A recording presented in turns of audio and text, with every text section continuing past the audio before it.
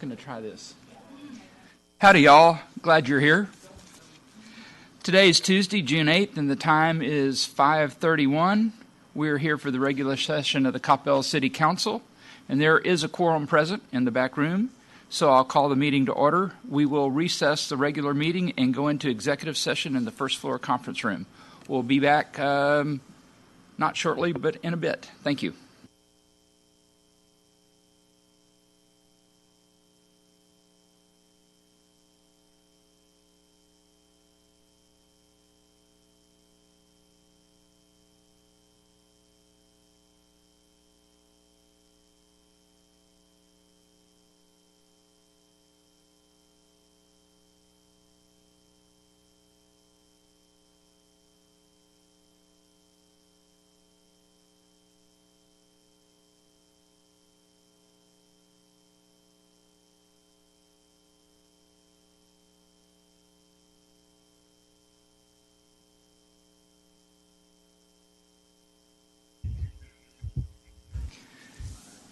Good afternoon. We have recessed from executive session.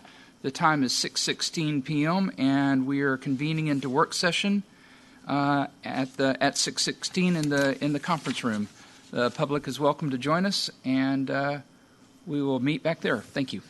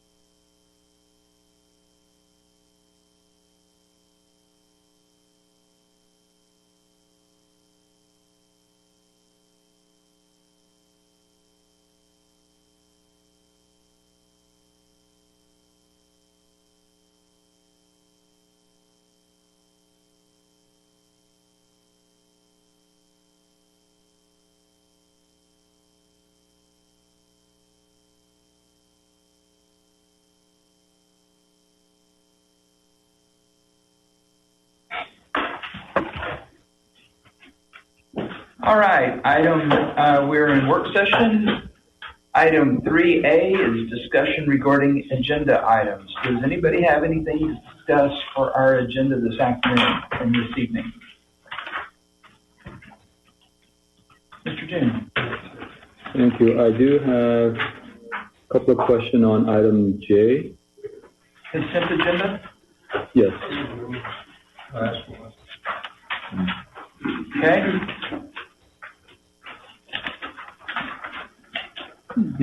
One of the questions that I had was, I understand that this project seems like it was separated and is usually combined together. I'm guessing, but if we're doing the intersections, like the. Yeah, Kent's here to answer any question. Okay. I'd be happy to answer the question, but Kent can get more detail than me. Sorry. That's okay. So, Kent, we have a question. And so, and I get that it says here that you separated because NEMA was, I guess, familiar with the fiber optics and so forth with that. And I don't know if this is normal or not, but also the cost, there's a variation between each intersections with 1375, 14587, 31730, and 48225. Why such a big difference on those? I just wanted to know that. It's just quantities. Quantity in terms of what's there, the fiber optic that's there. Right. And what's needed for the various intersection improvements at the various locations. Okay. And then, if I remember correctly, I think that they also quoted, their quotes also have where, and forgive me if this is something that I'm not familiar with, in terms of 25% markup for materials that they provide as well? Is that how it's been all this time? Yes. Those contents, they were in line with the other respondents on that category. And that allows the city to buy parts and equipment from NEMA 3 without, so if we need to buy a trailer generator, for example. Okay. If we decided it was a good price, we could buy it from them. If the price works out. Okay. Those are the questions. Thank you. On that one, yeah. All right, anything else? I think that's all I had on the consent agenda item.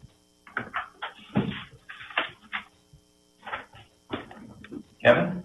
No. Okay. I'm sorry. I thought John said that he had something else on the consent agenda. No, that's all I had on the consent agenda item. All right, moving on. Item B, discuss request for memorial installations for placement on city-owned property. Mr. Lamb. Yes, Mayor and Council. A few weeks back, we received a proposal for the placement of a education/memorial type of sculpture in our community. And we've been working with and talking to the folks that were proposing that. And there was some discussion about different locations and parks and possibly back here behind City Hall. And one of the things that just became really apparent to us is this is privately driven. And we had no guardrails or bumpers or anything to be able to have a conversation about this. We didn't necessarily know if we were going to have to recommend this to the Parks Board because we don't have any kind of ordinance or any kind of policy in place to do this. And so regardless of this particular request, what it brings up is the idea that if anyone were to want to, from a private sector standpoint, were to try to want to do any type of memorial for whatever reason, and they were to choose Coppell as the place for the location to do that, staff is in no position to say no, and staff is in no position to say yes, because we don't have anything to look to. And then a couple of examples that I'll use are for naming a park. If we were going to name a park, and I don't know the timing of all this, so bear with me. We were going to name the park after someone. Now in the ordinances, the Parks Board actually, the Parks Board chairman gets to appoint a committee, and they get to evaluate what the contributions were of this particular individual, or if somebody made a monetary or land donation, it has to be a certain value, like 50% of the value, that type of thing, for it to be named, right? As far as the parks are concerned. We do have a program where if someone wants to do a memorial bench, we have those on our trails. And so the person actually purchased the bench and the nameplate that goes on that, and memoriam or in honor of, or that type of thing. And all that staff does in that particular instance is, I'll call it pour the pad for the placement of the bench. So it's up to the private person who's doing the bench to put that into the park system. The other idea, or something similar along these lines conceptually, was when we went through the bandit sign discussions a few years ago.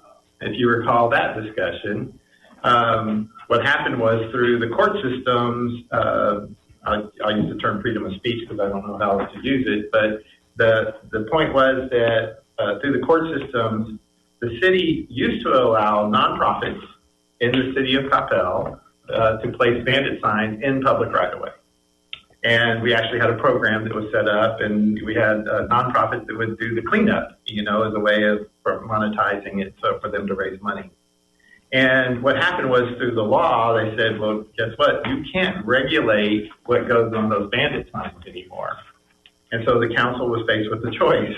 Do we continue to allow the bandit signs, understanding that we have no ability to restrict somebody from selling any kind of product, whatever it is, or saying anything they want to on the bandit sign? Or do we just say, no, we're not going to allow the private sector, even though it's not for profit, to put up bandit signs?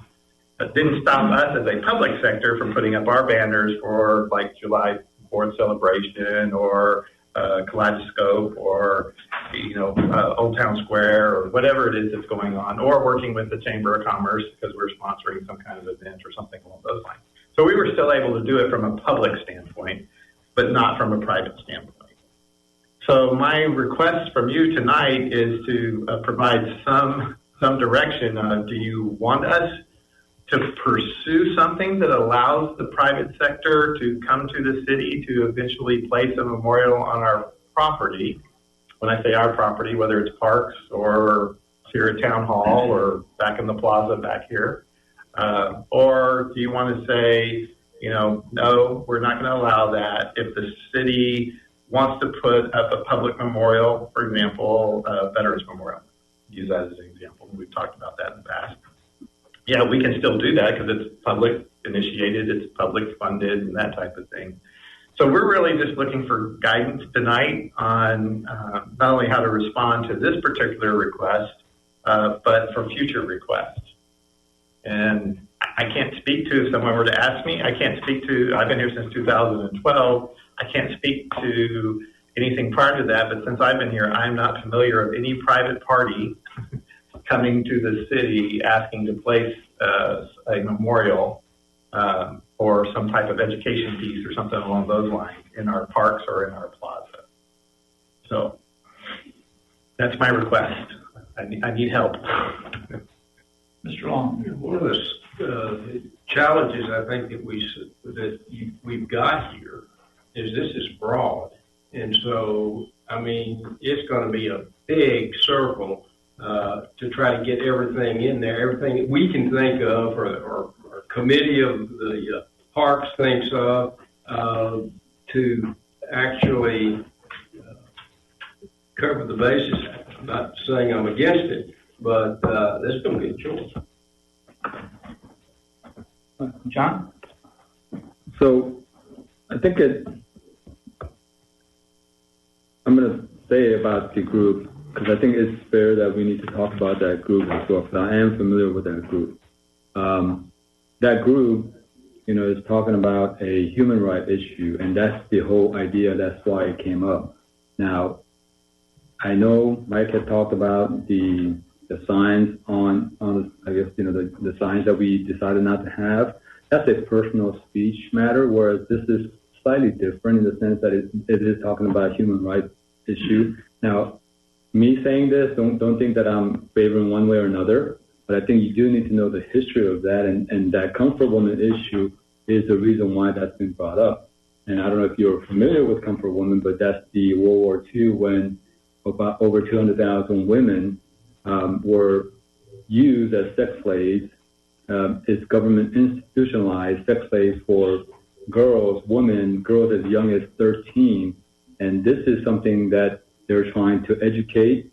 And this is nothing, this is nothing to do with Korea or Japan or anything like that, because the comfort women were from not just Korea, but China, Indonesia, multiple places. So that is the whole purpose behind that. Whether we as council really, I think something like this, if it does come up, that it is something that we have to probably think into and take into consideration rather than just blankly saying, we're not going to accept anything. And I understand the concern that we don't want to have too many and we can't have too many being overloaded with the city. But again, I think it is also a good idea to take things by case basis as well, because some things might be meaningful rather than just blankly saying we're going to reject everything. And again, I say that because freedom of speech is, the sign issue is quite different than what we're talking about here, and whatever that may come up might be different than the sign issue of individual freedom of right, freedom of speech. So that's what I think that you need to know the background of those groups that's coming up asking for this as well. Why Coppell? I don't know.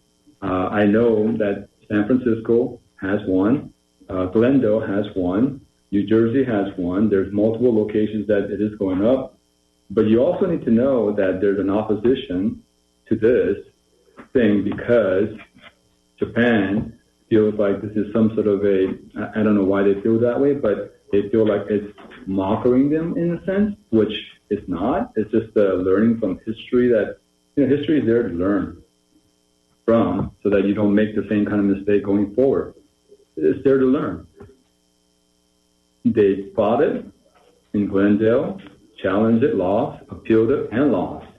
So that's why it's going up, because it's about human rights issue. And the court has held that city can put something like this if it's talking about human rights issue, and the city has its own choice of deciding whether to put that or not. So that's the history that you need to be aware of fully before you say this is the same thing as sign ordinances or not. It's not. So to be clear, I'm not saying it's the same. Well, I know. I was using that as an example because, to your point, the challenge that council will have if you don't have something in place is how do they say no to one and say yes to another. Understanding if you take it under an individual case standpoint, as soon as you say no, it opens up the city for a challenge. So I think I have that responsibility to make sure that we fully understand the distinguishing factors. How would you regulate or control size? I can't answer that question because we don't have anything that regulates that size, regulates it now. I mean, that's I think what Cliff was referring to as far as Kevin scale. So, what was, this group has obviously approached you. So they want to do a memorial. Is this a statue?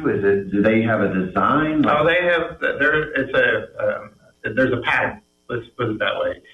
There's like an empty sculpture chair with I'll say a woman sitting in a chair next to it, and then the story is told on this piece of art that's also education. All right, so this is a art piece, correct? It could be an art piece, but it could also be a memorial piece to. It is a memorial. Right. Okay. Well, I guess that I don't know if there's anything here because we currently have the Coppell Arts Council that regulates pieces that go in our parks and at Old Town and stuff like that. Do they have any requirements on like size? They would look to you as well. No, they don't have its size, but they would look to the council as well because this gets into. There's more policy associated with this than there is necessarily art. Do we currently regulate anything that the Coppell Arts Council does? It's through their agreement, and they basically do a art call. Once a year. Mm-hmm. And the art, there's some parameters to the art. There's no parameters to size or anything along those lines. There's just kind of parameters to the community, right, in terms of what's going on. And then after they make their, right? Yeah, and it rotates every 2 years. And then so they're not permanent installations unless they purchase and donate it to the city. Yes. Which I know of two pieces, I believe, that I think Red Pony and Black Crow are the two pieces. King Crow. Yeah. Okay. Yeah, I get that. That was Old Crow. Right. Yeah. Okay. But anyway, so that's the parameters of which they function, and they coordinate that with the Parks Department as far as locating and everything. So there's a connectivity to what the Arts Foundation does. No, absolutely, and that's what I was just trying to kind of establish is that. And I'm assuming that they don't look at it as an art piece or anything like that, or try to go to the council. They came directly to the city. So they came directly to us. Mm-hmm. I guess it's a couple of months ago. I think it was, and not me. No, I know. I don't want to. Yeah. But they came to us a couple of months ago. We had an initial discussion with them about potential other locations other than city property. and they didn't want to necessarily go that particular route, and then they started examining other locations, like the library as an example, out here in the plaza as an example. So, I mean, they're doing the work, and I don't know that they have yet to form their 501, but they know that that's part of the process because they're going to be privately funding it. So they're trying to do all the right things. Where we've held them up is that we don't know how to move forward because we haven't been faced with this as a city before. That's the reason for the question. No, absolutely.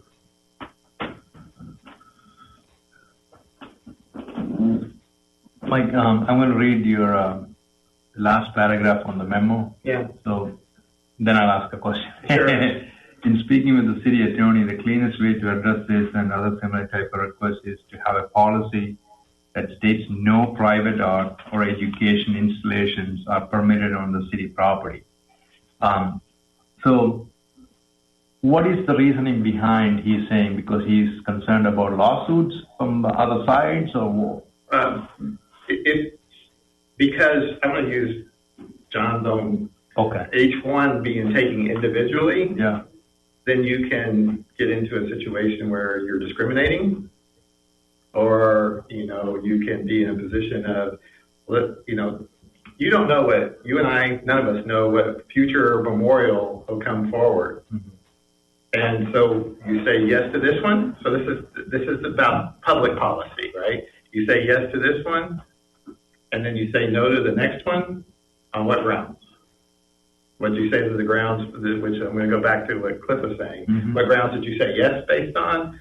Did you use that same reasoning? And if so, why did you come to a different conclusion? And then the next one comes up, and then you say yes. Then the next one you comes up and say no. So who gets put in that position? Is that something that council gets put in that position, that you're having a presentation and then you're dealing with, and I'll just use again this example, that you'll be dealing with the pros and the cons. And is that a place that policy-wise that the council wants to be in? And so that's why I'm saying it's a question for y'all in terms of where do you want to be? And Bob and I and the rest of the staff are here to follow through. Is you tell us, try making a run at something so we can see it, great. But there's no assurance to, in this case, the Comfort Women situation. You're not guaranteeing that you're going to be placed on city property, right? I don't want to give them an impression or anyone else in the future an impression just because they even have a policy that there's a guarantee that you're going to be told, yes, here's what it's going to be evaluated with. And do you want to be put in that position? So you are asking for direction from the council, Mm-hmm. installing a statue or sculpture or whatever it is permanently on the city. It's permanent, yes. So versus The Art Center is doing There's through 1 year rotation. Right. So then how do we balance those two, right? Right. Okay. So we should come up with something in the middle. And just let me go and add one more thing that I didn't add there. The appeals court compared this with the Holocaust. And the reason why that they affirm the trial court's ruling is that there's no reason to be banning or taking, again, it's Holocaust Museum Memorial, whatever we have, right? So that's what they compare to. And again, I'm just telling you the history, not to side one side or another, but just so we're fully aware of what that they're proposing is. So let me just real quick, let me just read to you what the for park names. This is the general criteria that gets used.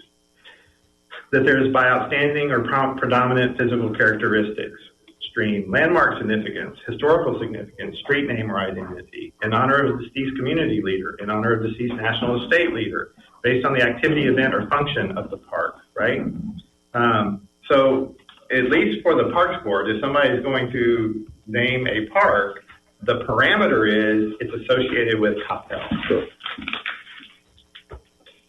So to your question, that's the parameter at least the Parks Board can operate on. And when they make a recommendation, because it's going to eventually come to you, that it was based on something that's tied to Coppell. and that's what and again, I'm not picking here. I'm just saying that's where this is different, whether it was the Holocaust or Comfort Women or anything like that. It doesn't necessarily have a direct tie to Coppell. Now, I will tell you what they've told us in this Comfort Women situation is because a survivor came and spoke at the high school. And it's like the oldest living survivor, and this was several years ago. And so that was the connection to Coppell. That's what was explained to us. Other than that, there is no connection. That person lives in Coppell? No. They brought them in them. and told the story. They came as a guest speaker. I see. That was actually my question is this a Coppell citizen-driven thing, or is this a... Oh, no, it is local. A matter of fact, some of the recent graduate of Allies and some other community folks who are interested in this are trying to pull this together. And they live here? I know of at least two that there may be more. I think the Allies generally, they all live here. I don't know that there's, I think, Chris is not here. Yeah, you got to be a resident to be part of that. Yeah. No, I know, but in terms of the specific question, I know of at least two of the ladies that are here. Okay. For staff. Any other thoughts?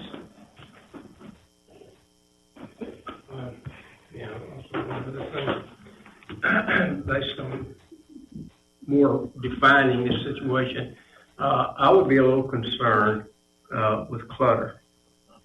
And it kind of relates to what you're talking about. If we say yes to one, how do we structure something that we don't have to say yes to all? So in each park, we've got 5 memorials, totally unrelated to Coppell. Directly related. Indirect, sure, we're all humans of the earth, but directly related. I guess I'm a bit hung up on I don't know who it was talking about the Coppell connection. I like a memorial to have a local basis. Kind of, it was the naming of the parks. Yeah, but I was reading that. Right. I don't know. I don't have a...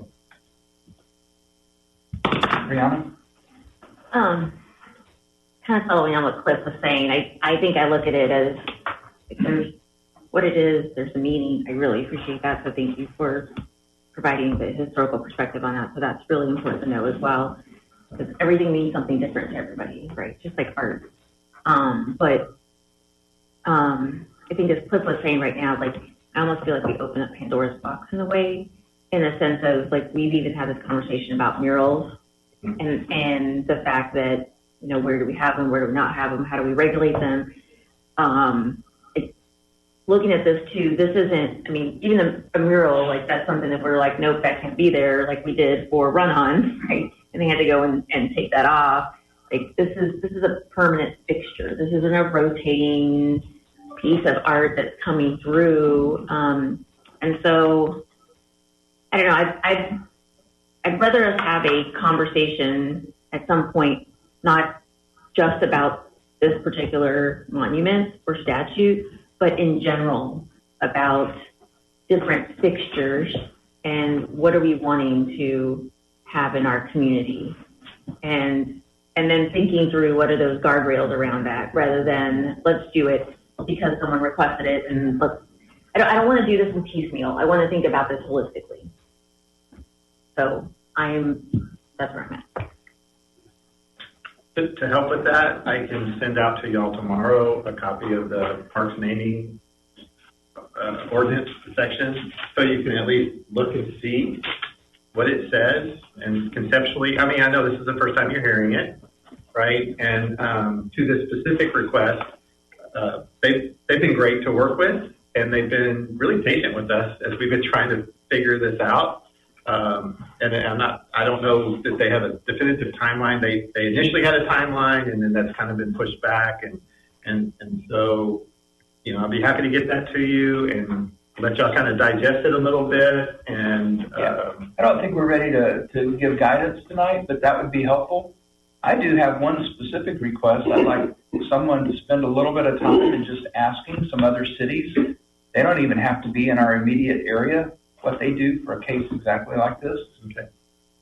I'd like to hear what else, whatever somebody else does. Okay, we can do that. I can give an example. In Irving, they have a Mahatma Gandhi statue in one of the park, and they named after that park.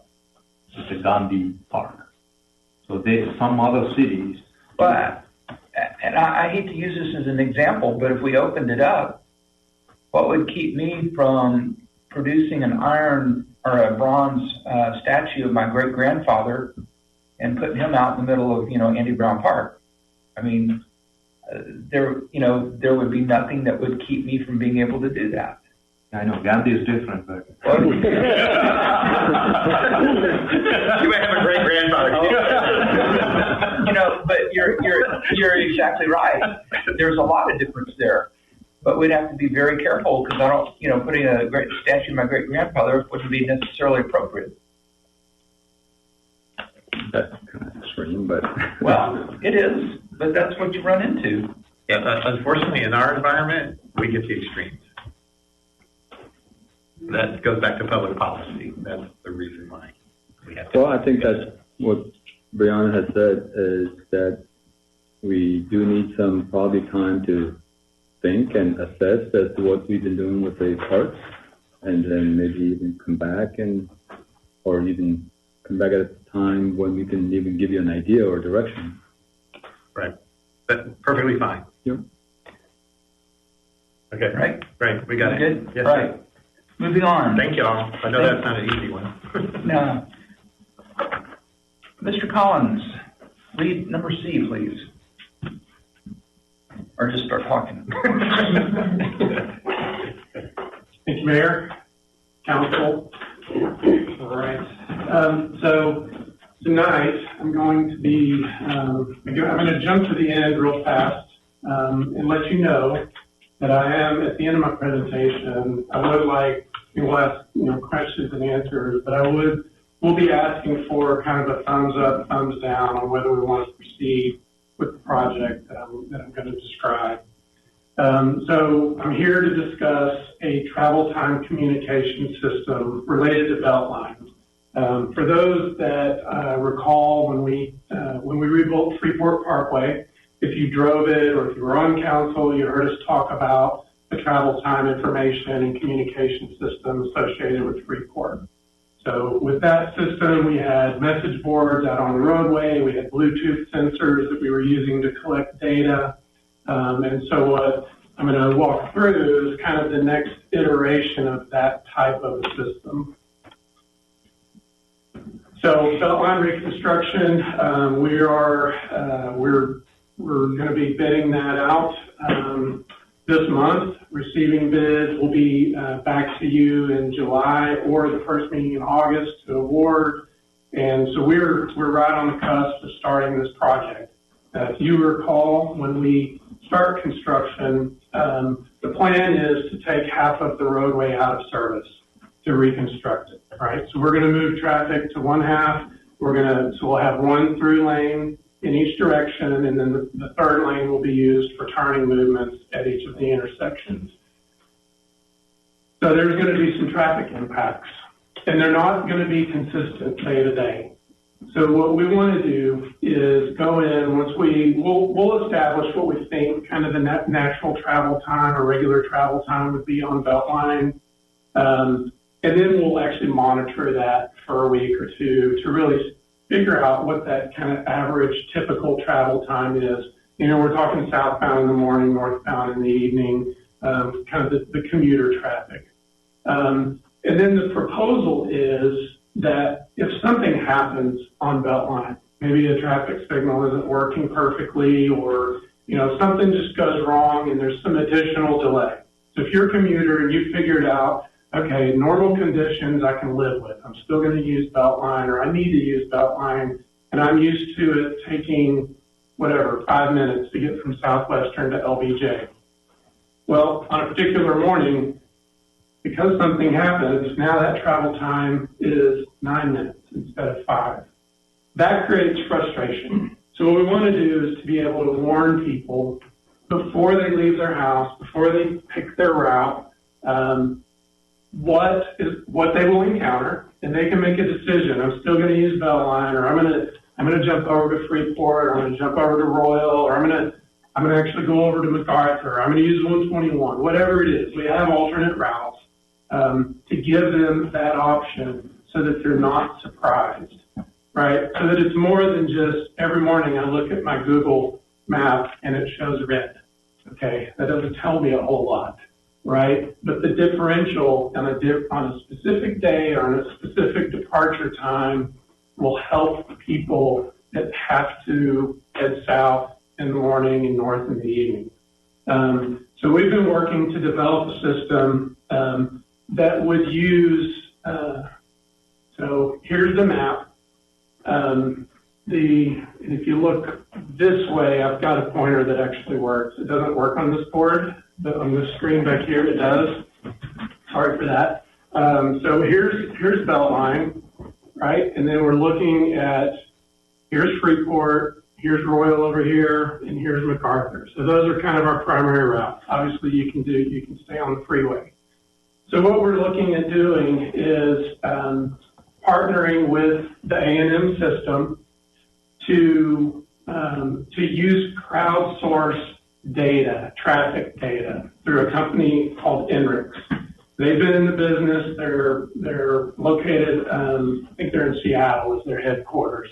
But they collect, when you hear about big data, they have huge data. I mean, it's beyond big. They have granular traffic data to 3 to 5 minute increments throughout the world, right? So they have data on our 3 or 4 roads that we're looking at, plus Sandy Lake, plus all the freeways. We're fortunate in that we're a local government.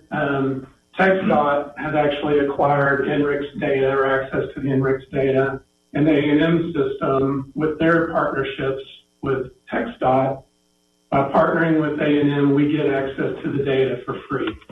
So what we'd be paying for is for Texas A&M to then take that data, develop the system, so that the data's in the cloud, they're pulling that data in, develop the system to then analyze that data on a continuous real-time basis, generate and create the parameters for when we would want to message someone. And then the idea or the plan is to use social media, in this case, a Twitter feed. So it would be a bot-driven Twitter feed that would basically be sitting there until traffic conditions or delays exceeded whatever parameters we set. So it's a 1.5 mile, corridor. So maybe that 3 minute delay is the threshold. We would start tweeting to this feed saying southbound between Southwestern and LBJ is now taking 8 minutes, representing a 3 minute delay. And Freeport travel time is normal, or Royal travel time. So we would be giving people that next level of information. Then they can make their route choice. They don't have to divert, but we're giving them information to help them improve their commute on that bad day. So that's the proposal. Again, collecting or pulling the data from the cloud. It'd be hosted by A&M. They would be doing this analysis continuously based on the conditions. They would then drive a Twitter feed that anybody could go and follow. Okay. So what happens if somebody doesn't like the feed, they respond, we're sorting that out. Okay. So if somebody responds to the tweet, what happens then, right? So if they respond, so we'll figure that out. It looks like there's a way you can actually block responses to a Twitter feed. Most likely what we'll do is just monitor the Twitter feed so we can respond if it's something to respond to. The estimated cost, now we expect the reconstruction project to last about 12 months. We'll know once we bid it out, get bids, but that's our current estimate. We've estimated a cost for this project at 18 months of coverage. If we can turn it off at a certain point, we finish in 12 months, we'll turn it off and it won't cost that. But the estimated cost for 18 months is $110,000. We've asked, okay, well, maybe people liked what we had on Freeport, where we were posting the messages on the side. What would it take to then feed that same information to a portable message board or multiple message boards? And that's an additional $7,000 for this piece, plus whatever the message boards cost. Last time we bid that out as part of the construction contract, I think it was about $10,000 for the whole life of the project. So, say think $15,000 to $20,000 for the message board. Some projects actually will direct message out to people. They'll send text, right? Hey, no, you just got up, but outline is bad today, so pick another route. Here's some options. To direct message to people, that's about another $40,000 to $50,000. Doesn't, for a mile and a half of a project, doesn't seem like that's probably worthwhile for that increment. But those are costs that we've tried to figure out. What would it take to do that? I know the DFW connector had an option where you could do that, sign up, and you would get texts on roadway conditions. So, so as I mentioned, this is what we're proposing. This is kind of the next level. It's really the goal is to communicate to people, to let them know when the conditions are not what they have encountered on a typical day. That's the cost. So if we get direction to proceed the next steps, we would come back with an interagency contract with TTI to implement this system, and then they would go to work to execute the agreement with TxDOT, so we get the access to the data. They'll start building the platforms, the servers, get everything set up so that when we start construction, we'd be in a place to advertise the Twitter handle. People can go and start following it. We would do that through our website. So we have a project website. We would advertise that. We'll work with Hannah's team to put information out. So with that, I would be happy to answer any questions you might have. Mr. Long. Yeah. Ken, have you or do you plan to get our Smart Cities board involved in this, either for information or education for them as you go through this process? Have you considered that? We thought about, obviously there's a Smart Cities board. This is today smart. I mean, they're really looking 10, 20 years out. For us, this is just the next iteration of what we did on Freeport. We planned, we started design on Beltline before Freeport went under construction, and we've been talking about doing a similar system on Beltline since then. So it really wasn't for us the idea of planning for this type of a communication system. We've been talking about it for literally years. This is just kind of the next iteration. Now we do have, I do have plans to go talk to the Smart Cities Board to talk about transportation. This is the type of project that we would talk to them about. These are the things we're doing now, but just to really kind of let them know where we are so that they can, understand what. Yeah, and that's what I was thinking about is the education for them. So when they continue their strategic planning as it relates to the city in general, they've got that knowledge, okay, here's where we are now. And they can incorporate that probably into the planning. I'm not smart enough to know that, but maybe they can. Mark? So, when you did Freeport, the system cost how much to the message boards? 150,000 plus the message boards. That was total, I think it's about 165. That was still in Freeport. 160, yes. I have a question. Did you guys look into getting PTI to coordinate through and send the data off to Waze or Google routing or any of the other apps that do routing? Not exactly, but we are a Waze city, which means that, and Waze has their own algorithms for routing people, and they really don't leave you the decision making up to you so much. We are a Waze city though, which means that we have the capability to go in and put in lane closures, put in planned delays. So we would absolutely put in Beltline and put in the 3 lane closures to let them know. But no, we did not consider the idea of feeding this information to Waze because we know different people like to get their information differently. Kevin? When you guys did Freeport, was there, obviously there was a reduction in traffic, I would imagine, just because everybody knew that there was construction going on. What was that percentage of reduction? It was about half, maybe a little more than half. And I wouldn't attribute it necessarily to the system. I mean, we're going to see some diversion to other routes regardless. Sure. We're really targeting the people that decide they still need to use, or they have a business or whatever that is, even the regular users of Beltline, so that they'll know when something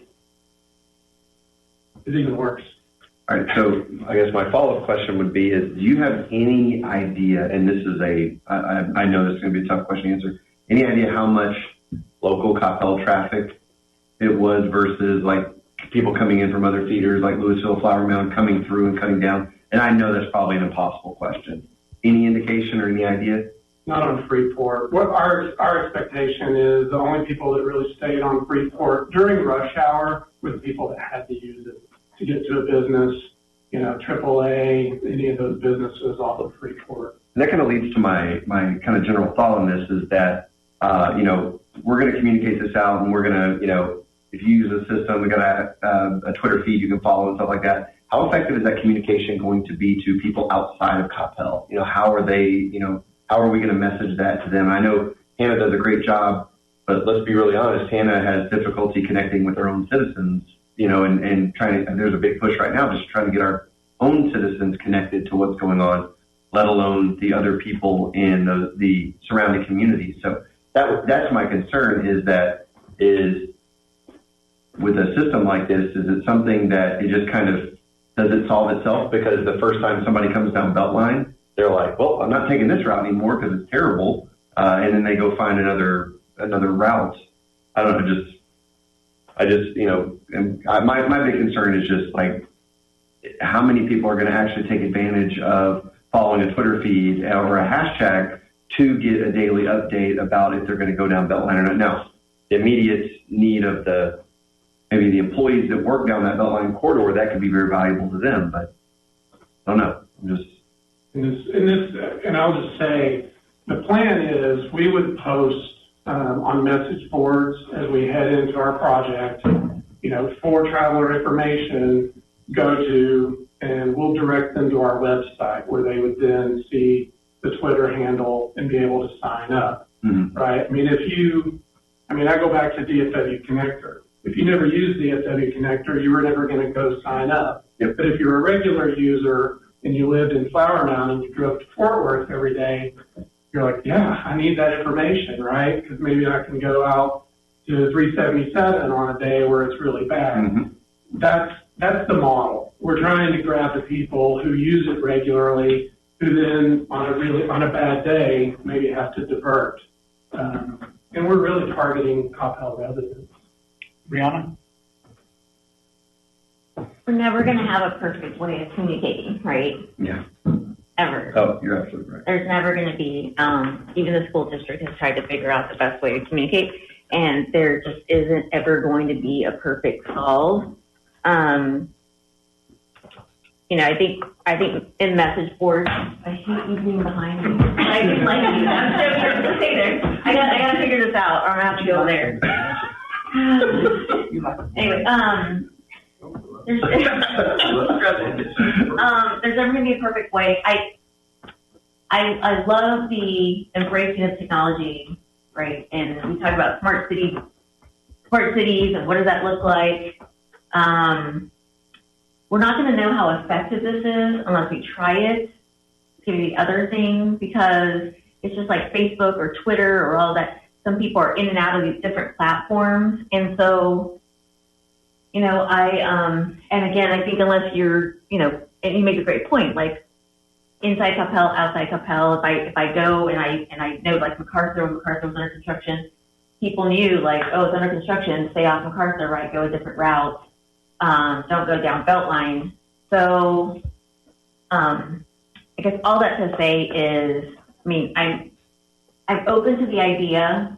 I know there's a cost involved. I kind of like the message board. Don't know about the texting, but again, if this is an opportunity, let's shift here. If this is an opportunity for us to embrace technology, to try something new, to really look to being a smart city, then this is an opportunity. So let me just say that I would support it, because we won't know if it will work unless we try it. Okay, John? Yeah, so first of all, I mean, thank you for looking into that. A great idea, but I'm going to have to give Kevin some dollars, because he was reading my mind. Exactly what he was saying is exactly what I was thinking, which is, I don't know how many people are actually following the tweet of our parks, of our public works. And again, and to his point, that it's only good if the drivers that are using it mainly are going to recognize it and go take that alternate route, where if they're not living here and they're actually passing through, it's a great idea, but are we spending in the right way? Are we actually being effective? That's the whole thing. And I'm with Kevin that I'm afraid that this might be something that we spend the money on, but how many people are actually going to get on that and then be, be aware of it and use that alternate route and make that good? It's a good idea, good program, good app, or whatever it may be, but it's only good if it's used, right, and taken advantage of. And that's what I'm afraid of, too, as well. Mark? I have to agree with John. I mean, I think it's a nice idea, but I don't see that we need to reinvent the wheel and get Texas A&M involved to build a system. And you've got Waze, and like you said, we're a Waze-enabled city. I mean, you get real-time traffic information. It's crowdsourced, and you could easily put up on the message board, open your Waze app, because we feed constant information there about closures, and we're in such a budget crunch here that we're facing. I just don't think this is money we need to spend. Mike? No, just to be clear, I'm not advocating one way or the other. It's your decision. But there was an important little sequence in here. When Freeport was done, we did the signs that helped communicate. It cost us $165,000 to do Freeport to help move people around. Those signs were located at locations where people coming from Flower Mound were coming into town, and they were being notified that alternative routes, right? So that was $165,000. He's proposing to spend basically $110 on the Beltline with some additional costs with the signage. So one way or the other, you're going to be incurring a cost. I do not want you walking out of this room thinking that you're not going to be incurring a cost for notification of the citizens of Coppell, which you talk about all the time about we have to notify and inform them and everything along those lines. So understand as part of the project cost, it's already built into necessarily the project cost that there is going to be a technology being used for communication. This is an alternative that we came to you with for the express to get your input. But understand if you say, no, we don't want to do it, we don't want to spend that money, Kent and his team, because you do have a desire to notify the community, is going to be spending money. It's going to be one way or the other. And in this case, Freeport was $165,000. So I'm not saying that that's what this is going to be. I'm just saying you have to understand it's not a choice of not spending the money. You're going to be spending the money. This is an alternative way in addition to things. So let me go ahead and clarify, just to be sure, $150,000. What did that include? It included, it included purchasing the Bluetooth sensors, deploying those sensors, building the system, and operating and maintaining the system, as well as there was some cellular data, I think, involved. So it's basically everything. 150 equated to the 110.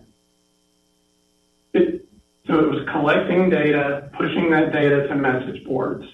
In this case, what we're proposing is to go away from message boards and use social media to deliver the message.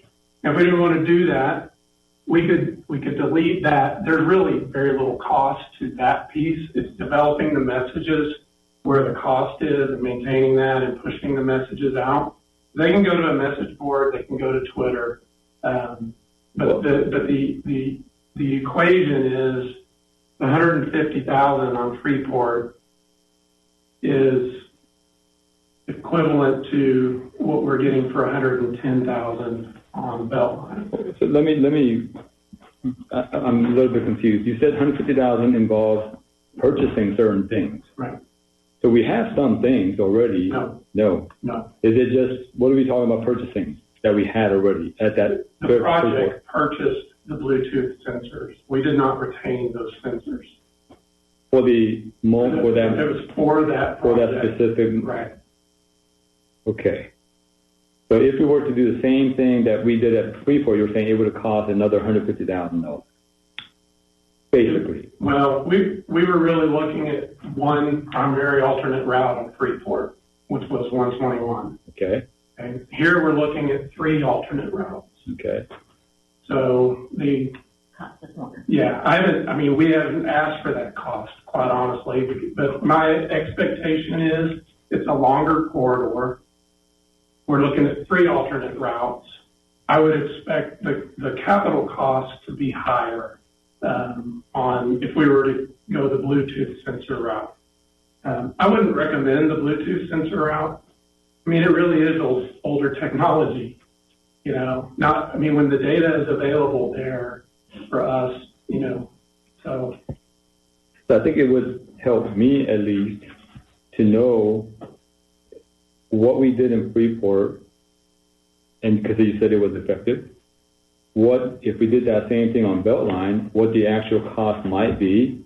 And again, it's a great idea, but if citizens are not using it, and if people that are outside of Coppell are not knowing it, and they're still going to be there every single day and clog up the traffic, then it's not being effective. And that's my concern. So I would like to see what the cost would have been. Okay, again, what he's telling you is, through his experience, that he knows because of the 3 alternative routes, it's going to be a more expensive solution. I understand. So to your point, which you raise, quite frankly, on a regular basis about notifying the citizens, this is a way to notify the system and the citizens. But again, if you want Kent to go back and get that cost, we'll be happy to do that. I just don't want you to have an expectation that it's going to be less. No, I'm not. But at least, but we're saying that was effective, that you diverted almost half of the traffic, but that was on Freeport, correct? Right? Yeah, I said there's about half of the traffic that diverted. Right. not tied to the system. The system is a communication piece. Right. I understand. Yeah. And Okay, I just want to be. and the thing is, Hang on. that's what I'm trying to figure out. So we're getting way down in the weeds. Yeah, here. we're going up into some conversation where I'm like, if the cost will help, I think that makes sense. Let's find out what the cost. If you come back and you say it's $200,000 for message boards, $110 for text messages or some other alternative, or if whatever the options are, I think that will help across the board. And then go ahead. Well, and then I think the other thing too is that sorry, because John was talking. Go ahead. But so the other thing is, people do things for different reasons. When they told me stay away from Freeport, I stayed away from Freeport. Had nothing to do with the message boards. It was effective on me because he said stay away off Freeport, right? So different things work for different people. I know that if somebody says, hey, don't go down Beltline, and I say, well, how do you know? Well, I found it on a Twitter or on Waze or whatever the technology is, right? Then I know to go and look. Like, at some point we have to move forward with technology and advancement, and so they're providing options. And I think that's where we're at, is let's figure out what the option is. There's not going to be a perfect solve. So I think whether there's texting, there's social media, there's message boards, at some point we need to find a way to communicate to our citizens. So I'm going to add on to that. And Kent is responding to this council's specific requirements to communicate better with our citizens. And he is trying to do that. He's offered a novel method that's very application specific for this transportation need, and it is a very appropriate way for doing it. So, let's be careful about the way that we're looking at it. We're not trying to advertise the core activities via Twitter here. We're trying to give very specific, very point-specific information to a very specific user. It's a very targeted message. And those types of messagings tend to be very effective in traffic situations. Kevin?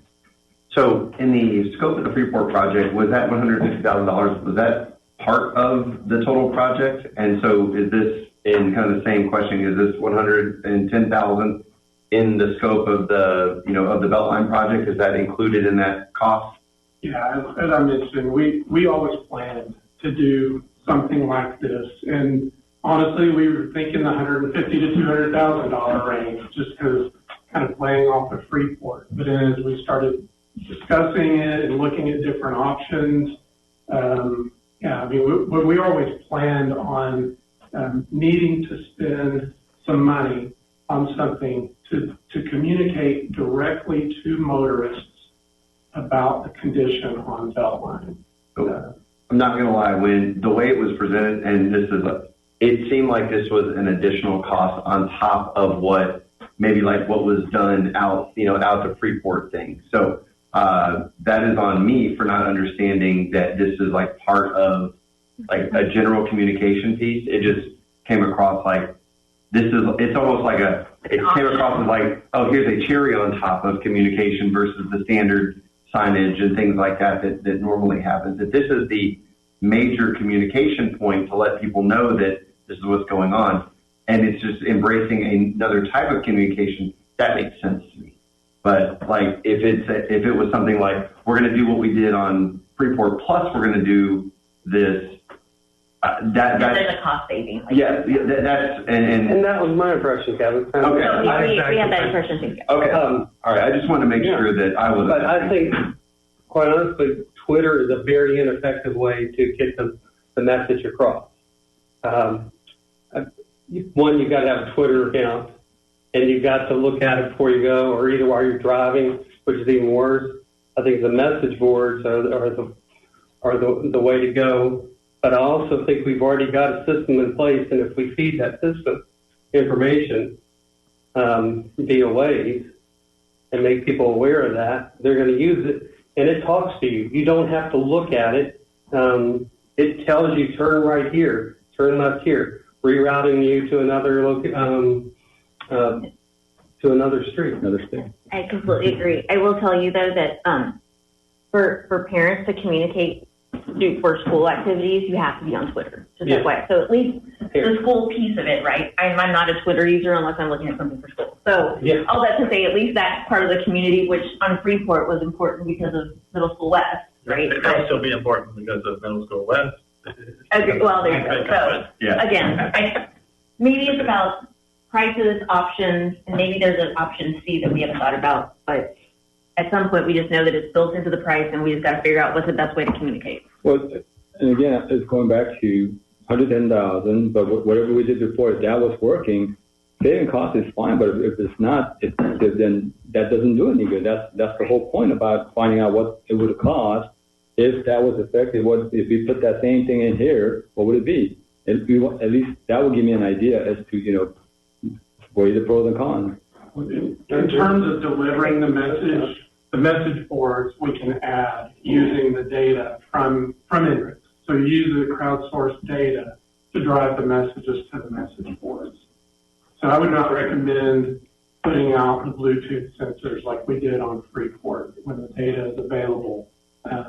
But adding the message boards, that's a very easy add. We would bid the actual rental of the message boards with the contract, with the construction contract like we did on Freeport, and then we would just push the message to those boards remotely. Kent, do you have enough information to come back to us with costing options that we've talked about? Okay. So I think that's kind of where we ended up there. So thank you very much. Tracy, we've got about 10 minutes left. Actually, we've got less than 10 minutes left. You can do it. I accept that challenge. Okay. Thank you, Mayor and Council. If we put our blinders on today, this will be a really streamlined and easy conversation. I'm here to talk to you tonight about the elevated bridge that will be constructed next to the rail bridge. So this is for the pedestrian bridge that will be next to the rail. And what we are asking for some direction from council on tonight is about eliminating the expedition design option for that elevated trail bridge from the 4 options that were included in your packet, knowing that that is the only design option that will require an out-of-pocket contribution from the city of Coppell. Okay? I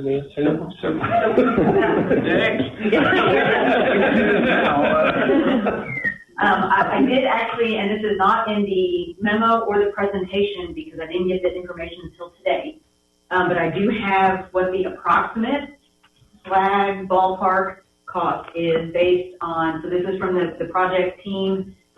They had purchased a similar type bridge costed out a similar type bridge for North Texas Tollway Authority.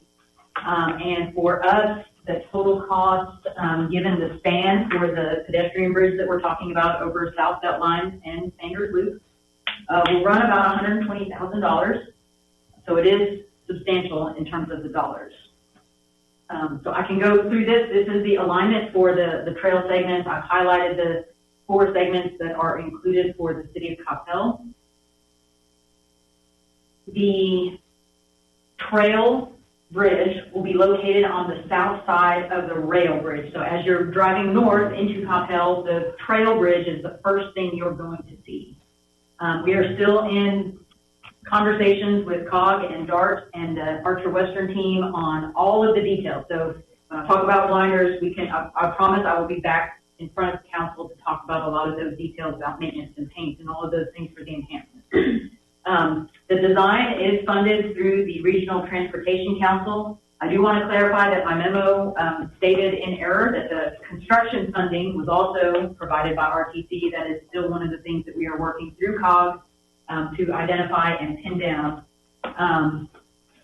The material that we're going to be proposing for the bridge itself is the weathering steel. And so if we look at the example that we installed over at the core, that's the bridge that we will be installing across that entire span. Corten steel. So this is the rendering that we were provided that will show what the trail bridge will look like superimposed over the in front of that rail bridge. And so you'll notice, council, you all have spent a lot of time talking about the enhancements for that rail bridge.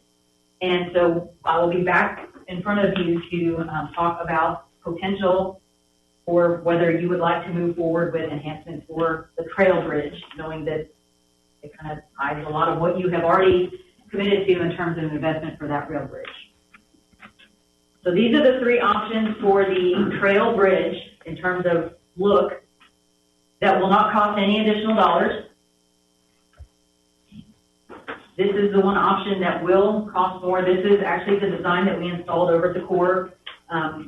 If you'll recall, back to the enhancement conversations, we have about $18,000 left over from the money that council has set aside over the years for silver line enhancements. Clearly, the number that I've indicated to you earlier far outstrips what we have available. So the staff recommendation is to eliminate this expedition design option from the array of options that are available to us. I do not need a decision on the other three right now, this moment. What we really need is to provide, at least eliminate that one option and have some certainty there, because if council did want to move forward with that, then that is something that needs to be included in the plans, and those plans need to incorporate that and are different than if we go with one of these three that don't cost. So, boom. I will stop here and answer any questions that you all might have. Cliff, why would we not eliminate that? You like to look better. I mean, really, there is no functional reason. There's not a structural reason. It comes down to, would you like that look? If you're interested in matching what we have throughout town, if you just want something heavier and sturdier, that's what it is. There is no functional engineering Aesthetics. I mean, that's what it comes down to. DJ? Yeah, I'll read from the memo, then I'll ask a question, okay? Sure. Construction funding for this segment is currently planned to be funded via RTC as well. What are the things they're going to be funded? You said something was incorrect in your memo. That statement you just read is incorrect. what are the other things they're going to fund? So COG is the entity that is kind of corralling all of the cities together, along with DART and RTC, to see from a regional perspective we can get all of these cats herded into one place. And so COG has been instrumental in taking the water for all of the cities and has gotten the funding for the design. So that cost, there is no cost to any of the cities for the design. They are currently working to identify construction funding for the critical segments. So when we say critical segments, there are a number of segments throughout that corridor from Plano to the airport that COG has identified as critical. And what the definition of critical is that it cannot be constructed at a later point. So it's got to be constructed with the rail itself, because it's either space constrained or just you cannot get back in there in order to construct that trail. So COG is working to identify construction dollars to guarantee that the critical segments can be built with the rail construction, knowing that there would be then a second phase of work and effort that would be going into funding all of the rest of the segments. There are some segments that are funded by the county, and there are some segments that are funded, frankly, by some of these other cities that have, if it's a priority for them, they are having those conversations with us. Essentially, no cost from the city of Coppell for any of this. That is the goal. Like I said, from a construction funding standpoint, that is something we are continuing to work with COG on. Stay tuned. So I think I saw a nodding ahead to follow staff's recommendation and not spend the extra dollars. Mm-hmm. Sure. All right. Thank you. Thank you very much. Nailed it. See? We are now at the end of the work session. The time is 7:29. We will move into the council chambers for the regular session in about 5 minutes. And you got it going up and around. We don't know how Where they go on the bridge through the rail, they weren't going to do that. yeah, where that's going now. Yeah.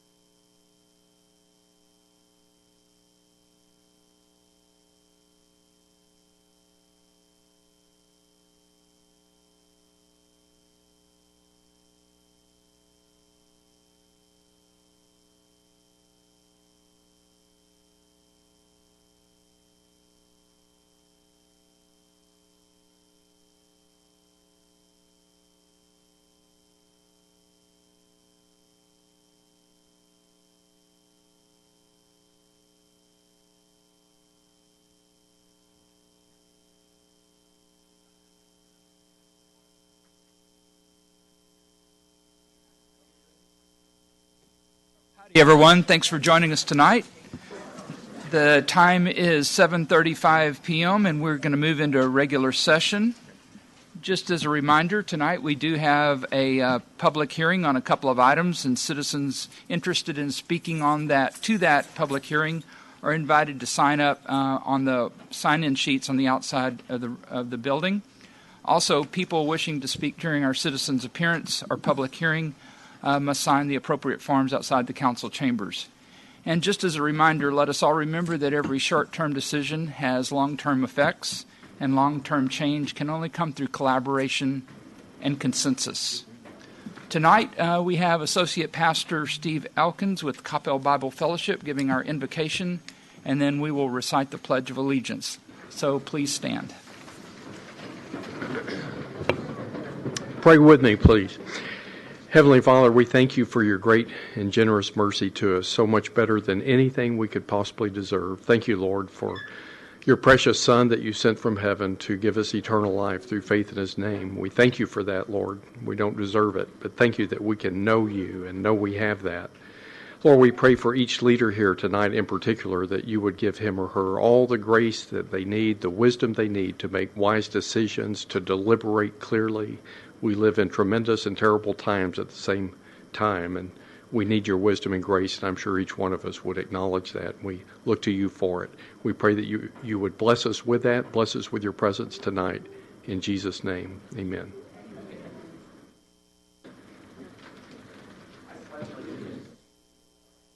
The United States and to the republic, one nation, under God, indivisible, with liberty and justice for all.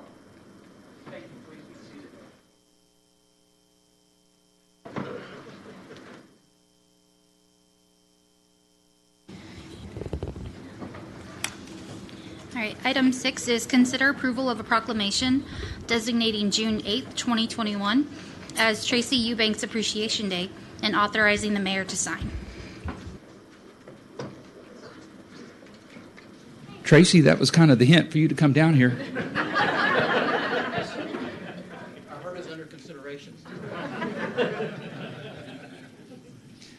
So I got to admit, you've been up here now. This is the second time in 2 weeks or 3 weeks. And if we hadn't just passed election, some of us would have been getting nervous about that. So we're very happy to have you here. Council, for your consideration. Whereas the mission of MetroCrest Services is to provide emergency assistance and comprehensive programs to move families towards self-sufficiency. And whereas since 2013, Tracy Eubank has served as the MetroCrest Services Chief Executive Officer through multiple once-in-a-lifetime events, floods, COVID-19 pandemic, and extreme winter weather.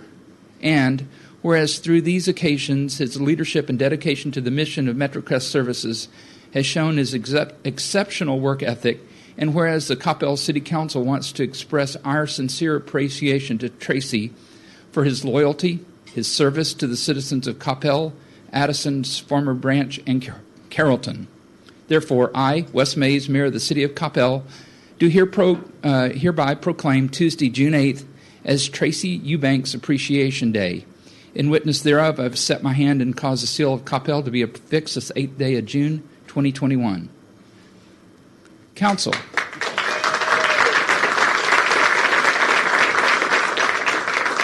Councilmember Brianna Hinojosa-Smith. Thank you, Mayor.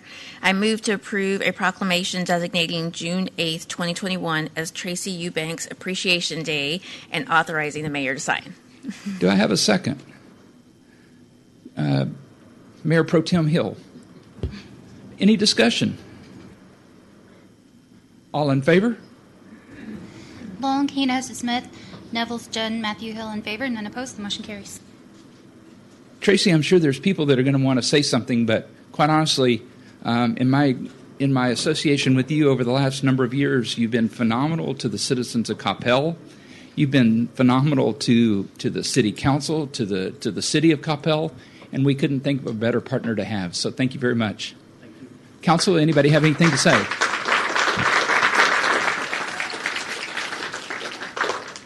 You know we all have something to say. I just want to say thank you. This is probably well overdue to acknowledge you in this way and to celebrate you and to say, thank you for being such a phenomenal partner to the city, to our citizens, and just for all that you do and do it with such grace. We truly, truly appreciate your partnership. Thank you. Councilmember Matthew. Thank you, Mayor. I also want to say thank you to Tracy. It's been a privilege for me to work with you for the last 3 years as a Coppell City liaison to the MetroCrest. I've seen you very close. I want to thank you as a person. You have done phenomenal things for the residents of Coppell and others too, even from other cities that I know personally that you helped out. So once again, thank you for your service to the city of Coppell and other cities that we are sharing with. Thank you. Councilmember Long. Mayor, Tracy, job well done. I enjoyed it. Enjoyed working with you from afar, and we appreciate the things that the MetroCrest Services does for this city as well as the entire area. So, thanks a lot. Mayor Pro Tem Hill. Thank you, Mayor. Tracy, I just have to say thank you so much for everything that you've done. You and your organization have made the difference in so many people's lives. And, when we go to the breakfast banquets, we hear some of these fantastic stories about how people have turned around their lives and have made themselves a little more self-sufficient. And you should be very proud of yourself for everything that you've done for this community. Thank you. Councilmember John. Thank you, Mayor. Mr. Eubank, it was a pleasure meeting you, and it was an honor to be down there to actually see the system work. And I'm so glad that I actually got introduced and learn more about the things that you do and impacting many people, whether it be small or big. So thank you so much. Councilmember Nevels. I'll just get everybody in here. Why won't we? No, Tracy, I just want to say thank you so much. To me, the way that I examine an amazing leader and a person is the people they keep around him. You have an amazing staff. I want you to know that every interaction I've ever had with anybody at MetroCrest has been nothing but positive. From the donations that we collected when the candidates collect that and we turned it in, amazing staff. Even so much is they're trying really hard to return a tape dispenser that I think belongs to Don Carroll. So there's a lot of layers there. But to me, that just shows the dedication to detail and the lives that you have touched through your work. Is absolutely phenomenal. So you've made Coppell and the surrounding area and the communities better for what you do. So thank you so much. So you might have something to say here? Maybe. But I'll make it quick. Well, thank you very much. When I was asked to come tonight and was clued in on what was going on, I was a little bit baffled and shocked, but really honored. We do have a great team at MetroCrest Services. So if you're associated with MetroCrest Services on the board, an employee, please stand up real quickly. So come down if you like. Okay, come on down, including my wife. So this is the people that really make things work at MetroCrest. I get to come up here and hear these wonderful words, but honestly, these guys do all the heavy lifting. I have a great board. I have some of our employees here. We have a great staff, volunteers, as you said. Typically in these meetings, I'm always saying, I want to make sure I introduce my boss, Becky. But today, actually, my boss is here, my wife, Melina. And just so you know how special she is, tonight is date night. And imagine me saying, guess what we're doing on date night tonight? And dinner with my closest friend. So thank you very much. This is quite an honor. We love the partnership with the city of Coppell. We want to continue to help families in need in Coppell and surrounding communities. We're committed to doing that. I'm just part of a team at MetroCrest, and thank you very much for honoring me. But by honoring me, you're honoring this whole group, and so we really appreciate it. Thank you very, very much.